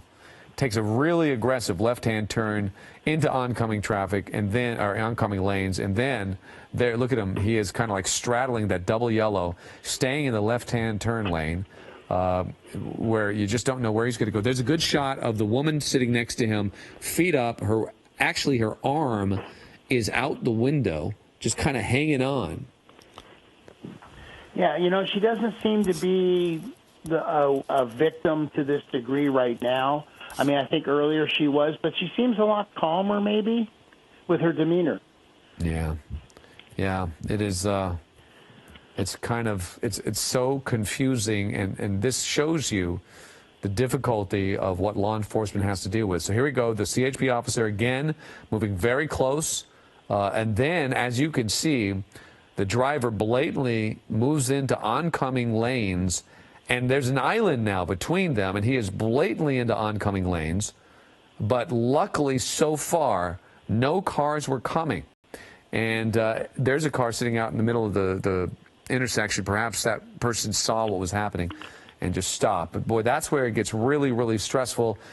You know, there's a matter of almost no time to react if there's a car that comes out in the middle of the corner. He's looking one way, and this guy's coming the other way. Yeah, center median is an ideal area because the vehicle won't hopefully cross that into oncoming traffic. You want a nice wide street with this, and I wouldn't be surprised if CHP bumps his bumper again and sends a message. Yeah, I mean, all of us, I think, are all rooting for the CHP to try to get this thing over with, I mean, safely, but it's so maddening to see this person on the street right now putting so many lives in danger. So he is on westbound Beverly Boulevard now, Beverly Boulevard in Montebello.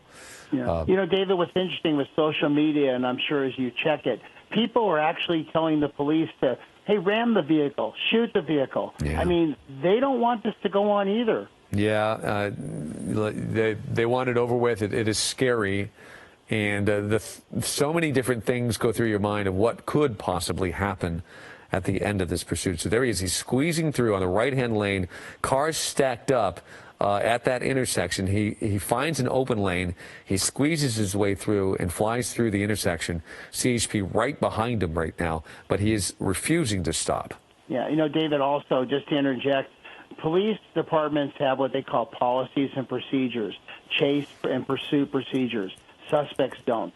Yeah, that's a good way to put it. So there are no rules. Yeah, and also civil liability. Who are they going to go back and look to sue if something were to happen? They're going to the police department, not the suspect. Absolutely. Yeah, yeah, that's a good point. So that's when pursuit management comes into play, where the watch commander is asking for certain things: speed, conditions, traffic, nature of the crime, description of vehicle, direction of travel. All those things play into it. Nature of the crime is an important one in this one because this guy is a domestic violence suspect, and the victim may be sitting right next to him. That's her arm, and those are her legs that you see there. We still don't fully know the story between these two.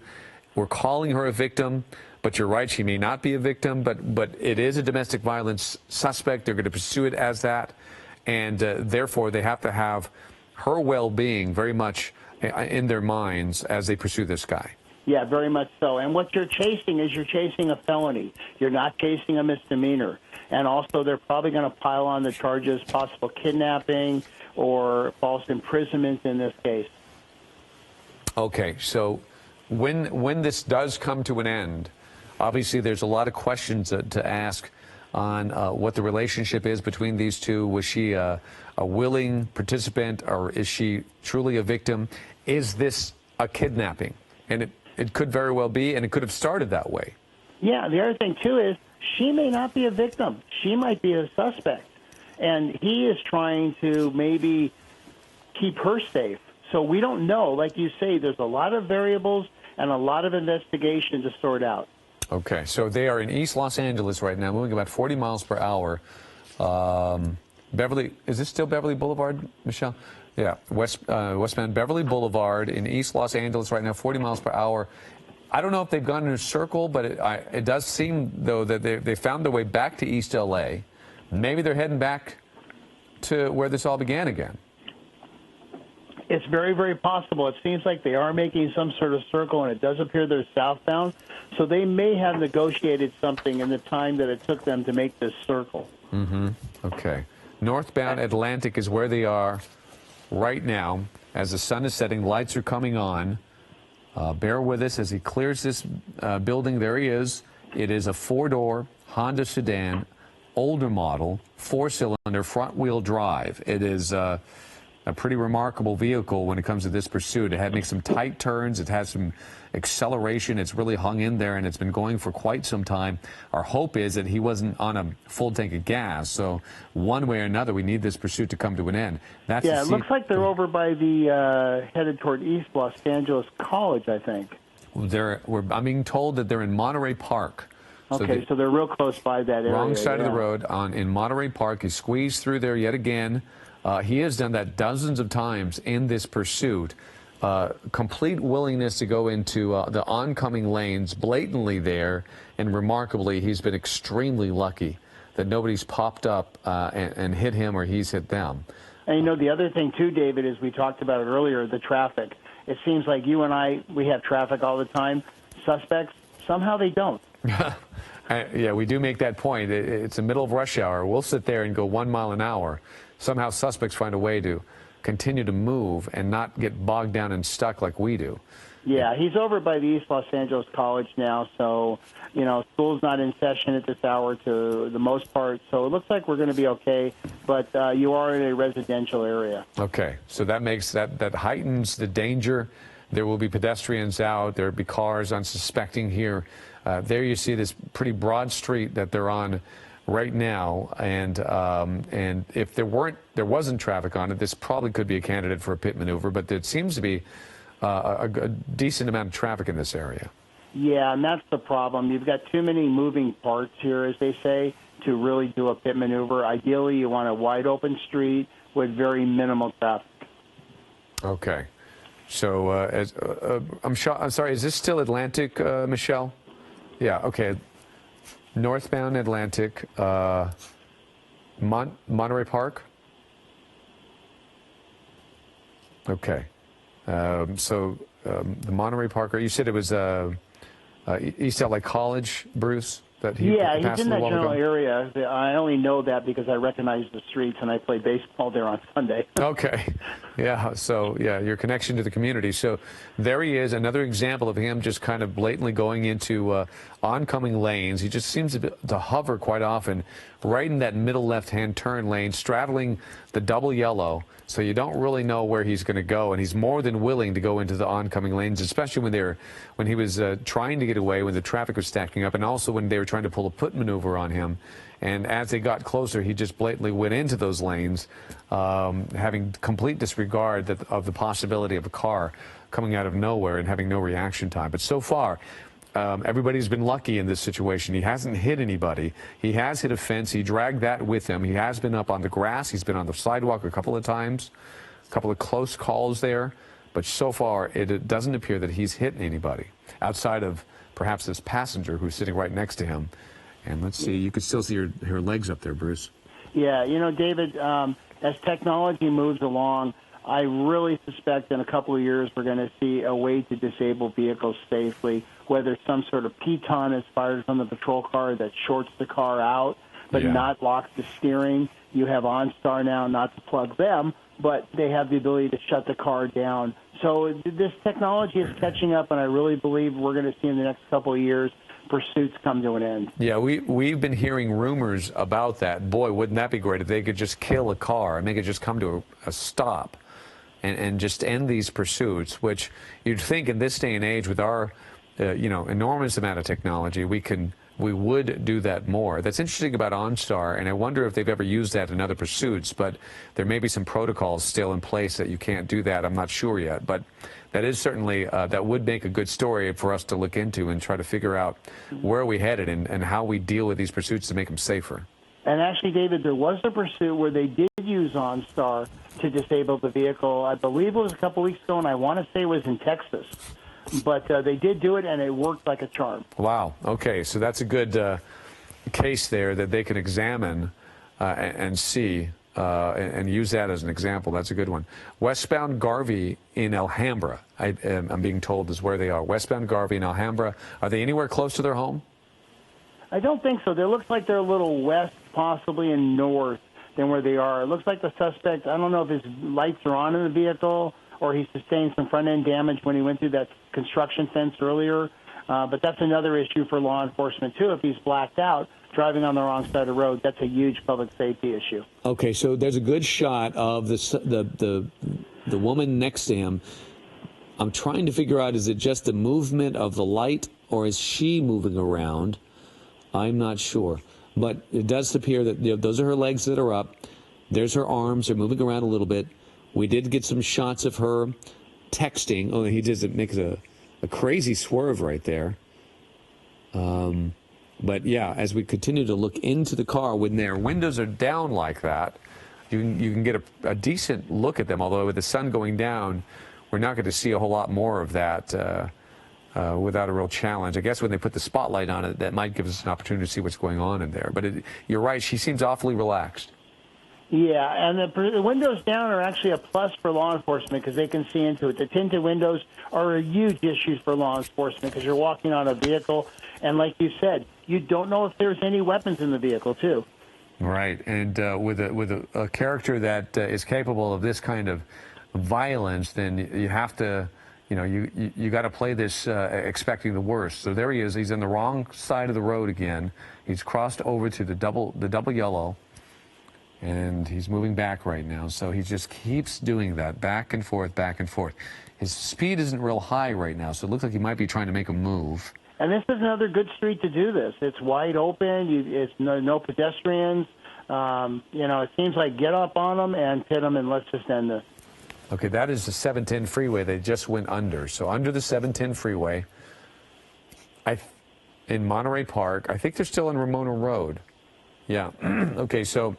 And there he is continuing to do that same behavior, kind of staying right up against that double yellow in the middle of the road with, a complete willingness to go into oncoming traffic and oncoming lanes just like that. He just seems to straddle that thing, thinking that he can somehow evade the officers that are behind him, even though he's been doing this for the better part of 2 hours, and he's made no leeway. Yeah, and actually, just interesting, he just passed Sheriff's headquarters. The old sheriff's headquarters on Ramona. Okay, and then, so speaking of sheriffs, the CHP remains on this, correct? Correct. They're the primary agency on this. They are in communication via radio and mutual aid requests with the sheriffs as they come into the East LA area, just as they were with LAPD when they were headed toward downtown. And sheriffs are monitoring, and if they're asked to get involved, they will. Okay, so East LA right now, he's winding through. I'm getting some instructions from my producer. So, Michelle, just tell me when you need that. And, okay, the 10 freeway right now, we're on the 10 freeway eastbound. So we are at 7:59, approaching 8 o'clock, and we're going to stay on this coverage on KDOC TV. So you don't turn the channel. You don't need to go anywhere. We're going to stay with this very dangerous pursuit that's been going on for 2.5 hours right now, perhaps more than that, on the 10 freeway, East LA, exiting at Ramona right now, exiting at Ramona. So we're at 8 o'clock on KDOC TV. And just to give you an idea, if you are tuning in for something else, this is extended coverage from Eyewitness News on KDOC TV as we continue to watch this very dangerous domestic violence suspect getting on, one more time, Michelle, the 710 northbound, 710 northbound. This suspect is in that Honda Accord. It's a 4-door, and he's wanted for felony domestic violence, and he has perhaps his victim in the car with him, sitting right next to him in the passenger seat. This pursuit has been going on for quite some time. His behavior has been extremely dangerous, very erratic. It's remarkable that they haven't hit anybody, but CHP is very close to them. They tried one pit maneuver. They tapped his back bumper. He accelerated. He has no qualms, no concerns about going into oncoming traffic. That would be on surface streets. He's at a freeway now. He's on the 710 northbound. Largely when he's been on the freeway, his behavior has been a lot better, especially freeways that don't have a lot of traffic. But here he is as we continue to watch. It looks like he might be, is he pulling over and is he exiting to the right? Let's continue to watch this. Maybe he's getting back on surface streets. And by the way, go ahead, Michelle. Okay. Hey, David, 710 and HD give us a go ahead, Bruce. Calculation of speed. Well, he looks like he's getting off the freeway now. Yeah, they said the 710 came to an end, so that was So Valley he's in the Boulevard. Pasadena area now. Okay. Back on the 710 southbound. Okay, so he basically is just he's going in the other direction right now. So this is Bruce Thomas that we've been talking to for quite some time. Bruce, you've been invaluable in covering not just this pursuit but many other law enforcement issues. We thank you for being here with us today and helping us with that. So on the 710 southbound, and Michelle, correct me because I'm getting mixed up here, but I believe it's 710 southbound.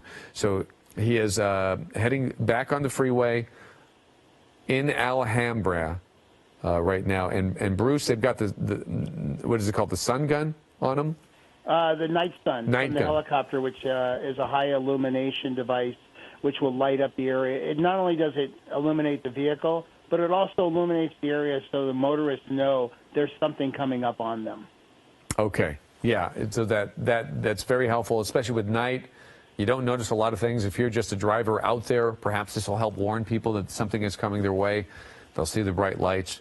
That is a Honda Accord. And boy, it would be a blessing if that thing would run out of gas. We have no idea how much gas he has, but he's been going for quite some time, accelerating, stopping, accelerating, stopping, and perhaps, hopefully, he's using a lot of gas and he didn't have a full tank. Yeah, it looks like he's going exactly back where he just came from at this point. All right, so I'm getting more instructions here on what we're doing for programming. So we're going to stay with this for a few more minutes. The 710 southbound going through Alhambra right now. And we'll try to give you some idea on what we've been watching. So we've been on this pursuit since Eyewitness News at 5 o'clock, where we saw some really scary behavior from that suspect that's been driving this vehicle, literally screaming, yelling, maybe even fighting with the woman who was sitting next to him in the passenger seat. And we've been watching her as well. They did seem to be in some sort of a confrontation. Then things started to settle down a bit. She had her legs up on the dash. They'd been there for the better part of 2 hours, and there's a lot of concern about her safety. But then we were able to grab a shot as they went by Air 7, and we grabbed the shot of her actually with both her hands on her phone texting. So we know at least she's moving around. She's got her phone with her. She seems to be okay. We did notice when they got to Southgate, which is where this whole thing began, in Southgate, as they got closer to an area that they were familiar with, the passenger side door kept opening. And bear with us as we continue to figure out the signal issue. They're just on the move so much that sometimes there are signal issues, but it's back now. That's a live picture that you're watching. And Bruce, I can't tell. Are the lights off on that car? I think the vehicle sustained some front end damage, so it looks like there's only one headlight. but the rear lights may be non-functional at this point also. Okay, so it is not very illuminated. It's pretty dark right now, but that we're keeping it in the middle of the screen. That is the Honda Accord that we're talking about, that is kind of flying through those left lanes past the regular traffic. Eastbound 60 is where they are right now. Eastbound 60. You know, David, also you wonder if maybe some substances are involved in this. Yeah. Maybe she's under the influence of alcohol. He may be also, and that makes them a little more brazen. Let's face it, Bruce, and you know this better than anybody, most of these situations do involve some kind of illegal substance or alcohol. Yeah, unfortunately, domestic violence calls usually do involve alcohol, and people, we call it the macho juice. Uh-huh. Wow. Okay, what is that? Well, it basically makes people a little more brazen, a little more, puff up their chest, so to speak. Uh-huh. Alcohol does one of two things. It makes you smart or stupid. That's true. So there he is. You can see those brakes, but yeah, from the back end, his tail lights are not on. And then, yeah, we haven't been able to see quite from the front end, but he's very dark in there. Luckily, the helicopter overhead is illuminating him, so there's a little bit of a warning for folks. Plus, they have the CHP vehicles behind them. There you see them with their lights on. So he seems to be staying in that left lane, and I don't know if that's a shoulder as well. Is that the shoulder, or is that a legit lane? I'm not sure. It looks like it's an emergency shoulder area from what I can see. Okay. He's using that maybe to just weave in and out of traffic at this point. Right. Okay, so eastbound 60 is where they are right now, as this domestic violence suspect continues to try to evade law enforcement, but CHP has been right on him. They even attempted a pit maneuver and got very close to a couple of others. But this guy is refusing to give up. And it looked promising at one point, where this started at Southgate. It went for a couple of hours. He wound his way all the way back to Southgate. It started slowing down. The passenger side door started opening and closing, opening and closing. It looked like they were going to give up. And then they didn't. Then yeah, David, we just saw the vehicle weave a little bit. So I know there was some left front end damage, as Air 7 HD showed. Maybe that is having an impact on the vehicle. Okay, so maybe that he's having a hard time keeping it going, keeping it straight at least, and having to make some abrupt adjustments on the vehicle. Yeah, David, the other thing, too, is CHP is requesting assets, because one of the things you have to deal with is the pursuit terminus, the end of the pursuit, as we call it. And so they're probably asking for canine to be in the area, make sure they have enough manpower to take the suspect into custody, and also safeguard the victim's safety, too. So time is a good thing for CHP at this point. Okay, so assets, they're asking for assets. What about a SWAT team? Who does that come from? They would probably ask for the sheriff's SWAT under mutual aid or our Special Enforcement Bureau at this point, as they're in the area of that. They probably have put them on notice or standby, but at this point they haven't made that request yet, unless this ends and it turns into some sort of barricade. Okay. All right. So, but at least, it shows you law enforcement, they know what they're doing. They're thinking ahead. They're planning for the end of this. And when it does come to an end, and it will eventually, they want to have everything available to them to make it end as peaceful as possible, but prepared for any scenario. Yeah, and that's what briefings are for. You talk to your troops, your men and women, and you say, okay, let me throw a scenario out. What would you do? You kind of round table it. And at the end of every incident like that, they do what's called a hot wash or a tactical debriefing. What did we have done better? What did we do right? What did we do wrong? Okay. So what I understand, they're at 90 miles per hour. They're really moving right now. Here's what we're going to do. We're gonna jump off of the air on KDOC TV in a matter of a few seconds. We're gonna move over to ABC7 Digital. So if you watch us on ABC7.com or ABC7 LA on our app, we're going to bring this pursuit over to them. And of course, we'll be back with everything that happened in this pursuit and hopefully some answers to some questions on Eyewitness News at 11 o'clock tonight. We're going to keep you posted, though, throughout the night. And yes, he does seem to have some maneuvering issues there. Bruce Thomas has been helping us out. Bruce, thank you so much. If you stay with us, that's great. If not, I really appreciate your help. We're going to jump off on KDOC TV. Thank you for joining us. Pop over to abc7.com.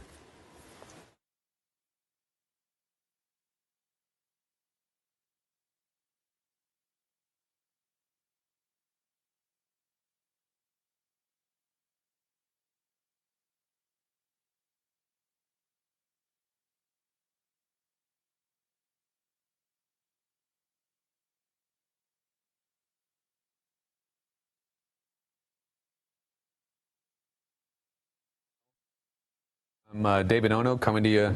I am live in the studio here at ABC7 as ABC7, our Air 7 is overhead. We've been watching this pursuit for more than 2.5 hours now, and it continues to go.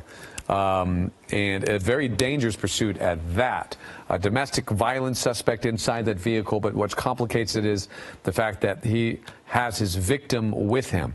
Early on in this pursuit, a lot of fighting and a lot of arguing, a lot of concern about her well-being inside that vehicle, but it also creates a lot of complication on how law enforcement has to deal with this high-speed pursuit.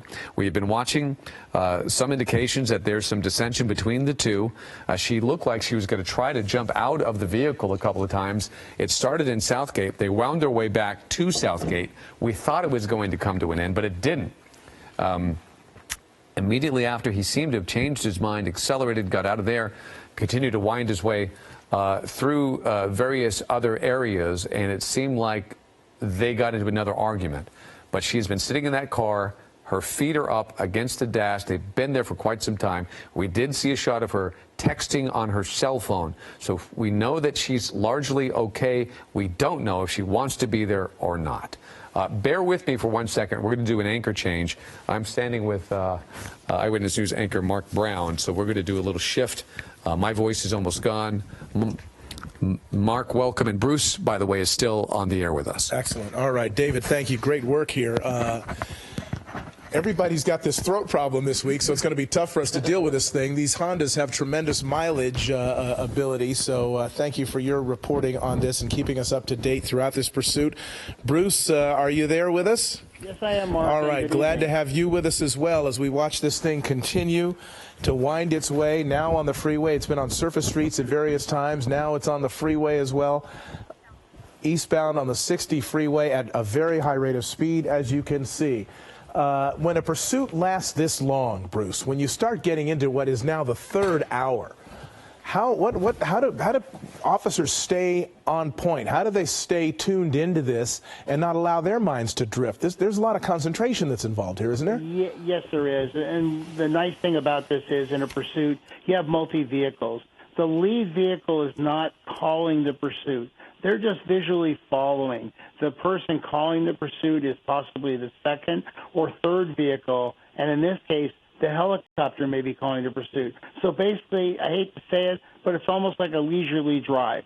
They're just focusing on the actions of the vehicle and not worrying about speed, traffic conditions, direction of travel, all those stressful informational points that the watch commander wants. And also, they're changing out. So you're not going to see the same CHP vehicle in pursuit for probably more than 30 minutes. Okay. Something that obviously puts law enforcement at the advantage over the pursuit suspect, that they have many more vehicles, they've got radios, they've got overhead air support and all of that stuff, plus the training that's involved in dealing with these things, which puts them head and shoulders above the suspect in terms of the ability to deal with what's happening. It's still up to the suspect, Mark, the state of California Post, Peace Officer Standard and Training, mandates pursuit training every year. So the officers go through refresher training at EVOC, such as David went through, but also there are exams, quizzes, videos, and roundtable discussions on this to certify them as patrol pursuit trained. Right. And is that a fairly new phenomenon, or has that been around for a while? No, it's been around for a while as far as the Peace Officer Standard and Training protocols. But we're seeing more and more officers being run through the EVOC, the Emergency Vehicle Operations Center, to get more hands-on experience. Well, it certainly pays off, as we are seeing. Nobody's been hurt that we know of. Any sorts of accidents have been kept to a minimum. There's a lot of decision-making that has to be involved in this, of course. about whether or when to back off of a pursuit. This is not one that you can back off of, though, is there? Because you've got a victim in that car. Yeah, you're right. And you don't know if the victim is willing or unwilling, but in this case, they're going to follow this pursuit, and it's been going on now for 3 hours. And we're going to see it till an end because they do want to safeguard the victim's life. Right. And this is now, it's on the 60 freeway, passing Azusa now. So just continuing for a long period here. It was kind of, you know, when I was covering this earlier in the evening, about, 2.5 hours ago, it was kind of in the Southgate area, Bellflower, Long Beach, kind of circling that area, and then he kind of branched out. And yeah, we're moving further and further east through L.A. County. I don't know the rhyme or reason for this, but it seems like he's definitely headed away from the area he came from. And it could be maybe just that traffic conditions are kind of allowing him to go which way he's going. And now at 8:15 at night, traffic becomes less of a factor. You're going to find fewer roads that are packed with cars, fewer freeways that are packed with cars. He's coming up on another law enforcement vehicle that maybe just kind of happened to be in the area. It doesn't look like this was part of the pursuit, right? That is not a CHP vehicle. Correct? That is some other agency. CHP, if I'm correct, has one door painted white. This one has two. Yeah, it looks like that's a sheriff's vehicle. It's a sheriff's patrol vehicle. The officer's the end of his shift headed home. Yeah, right. I mean, he just happens to be on that freeway. The guy just drove past him. Yeah, obviously that sheriff's not going to get involved because he has not been requested to get involved, and I'm sure that's the last thing you want to do is interfere with another agency. Especially at the end of your shift. Yeah, you know, paperwork is paperwork and overtime is overtime. It comes with the job. Yeah. I'm being told he was going 95 miles an hour. He's getting off the freeway here, and they're going to tell me what the off-ramp is, and we'll find out where he's going. He's at Nogales, the Nogales exit off of the eastbound 60.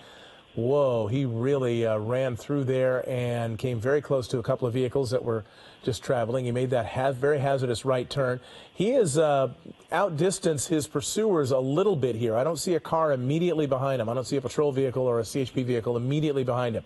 He's now gone through an intersection, blown through a red light. This is on Nogales, just off the 60 freeway, heading through the surface streets there. I wonder if he's going to try to do a foot bail here since he's put a little bit of distance between himself and his pursuers, although very clear to see, not between himself and the pursuing law enforcement helicopter.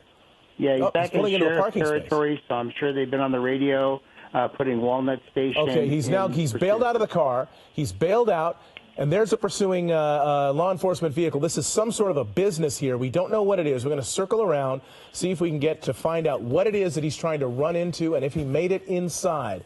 This big building here, this is a parking lot, some sort of a business. It could be a grocery store. It's a 99-cent store, I'm being told in my ear, in the city of Industry. A 99-cent store. He got out, he pulled into a parking space, ran in. Look at all the people running out of the building now. Look at all those people running out of that 99-cent store.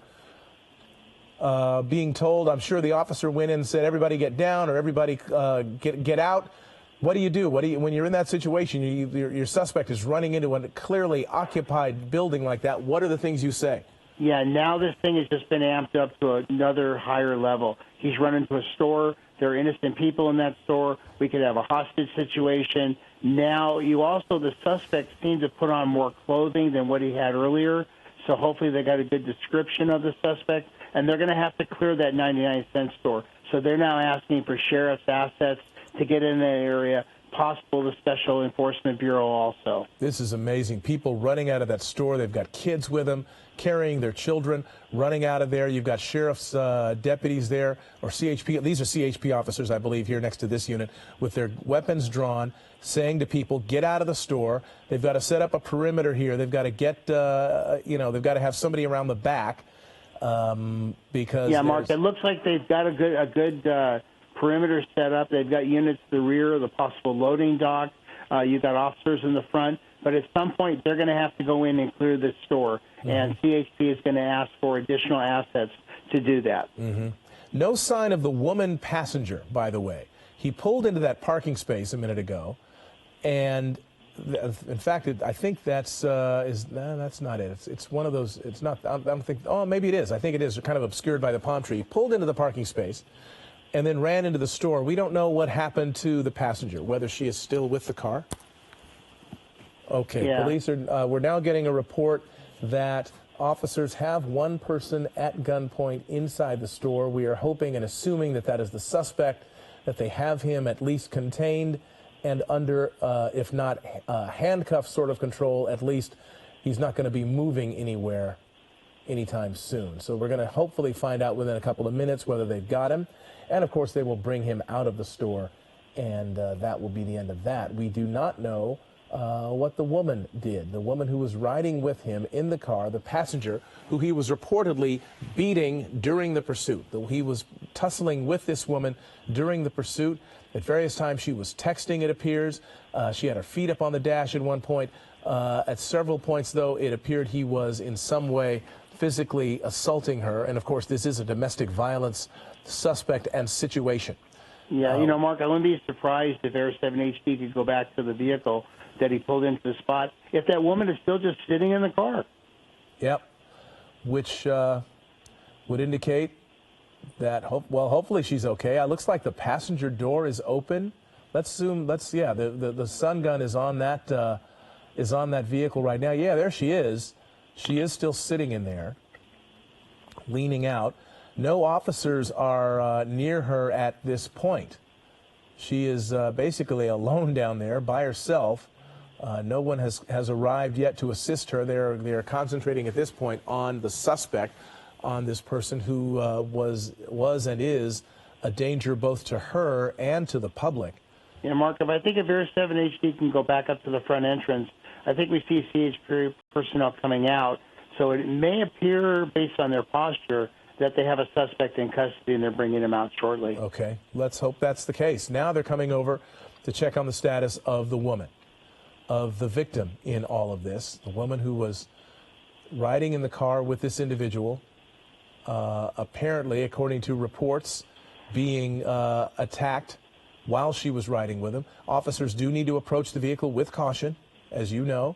You don't just assume. You can assume nothing.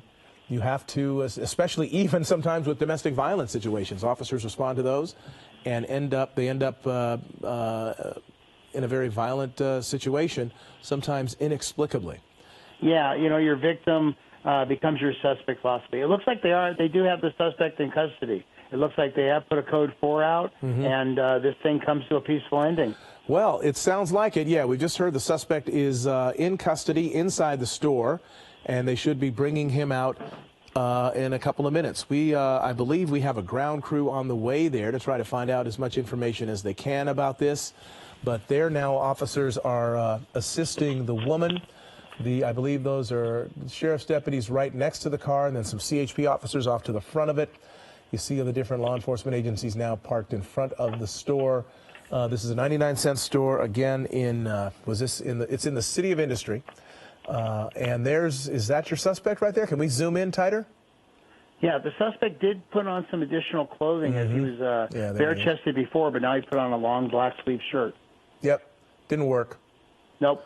It never does, Mark. It never does. The one we saw one. I don't know if you were with me a few. It was several months ago, probably about 6 months ago, and a guy who was being pursued he stopped right at a freeway overpass or over. I think it was over the LA River, and he stopped, hopped over the fence and went to a homeless encampment under there, and gave somebody else his clothes. And yeah, the guy, I remember that, right. Yeah. And the guy came walking out. Like, I don't know what's going on, yeah. and they ended up they found that guy too. I mean, they try all kinds of tactics. That is one that doesn't work. Yeah, Mark, as you know, and we've talked numerous times, the percentage of the suspect getting away is very minimal. Okay, we have a troubling update now to this incident, and that is that the woman is breathing, but she is unresponsive. Breathing, but unresponsive, unconscious at this point. We do not know what sort of injury, if any, she has or what might be going on with her. But according to reports we're getting from the scene, she is unresponsive. That is very troubling. A substance abuse issue may have raised its head, maybe alcohol in this case, and maybe she just passed out. Yeah, we'll have to find out. Now, this is how the pursuit ended. He pulled into that parking space. took off running inside the 99-cent store with a CHP officer in hot pursuit there, as you saw, pulled into that space, and within about 5 to 7 minutes or so, he was in custody, but not before a bunch of people came running out of that store, some carrying their children with them, watching while the highway patrol officers and other law enforcement officers went in after that suspect, presumably with guns drawn, looking for him, and one can presume barking out orders and or warnings to people to get out of the area and the like. So that's Hey, Mark, what happened. Yeah, go ahead, Bruce. If I can interject something, you know, there's a thing and actually a crime called domestic terrorism. Mm-hmm. And if you look at the definition, a bank robber who runs into a bank and causes people grief could be charged under that. And so the fact that he runs into a store filled with people and possibly holds them hostage to just a little bit, disrupts that, that's something that maybe the district attorney is going to be looking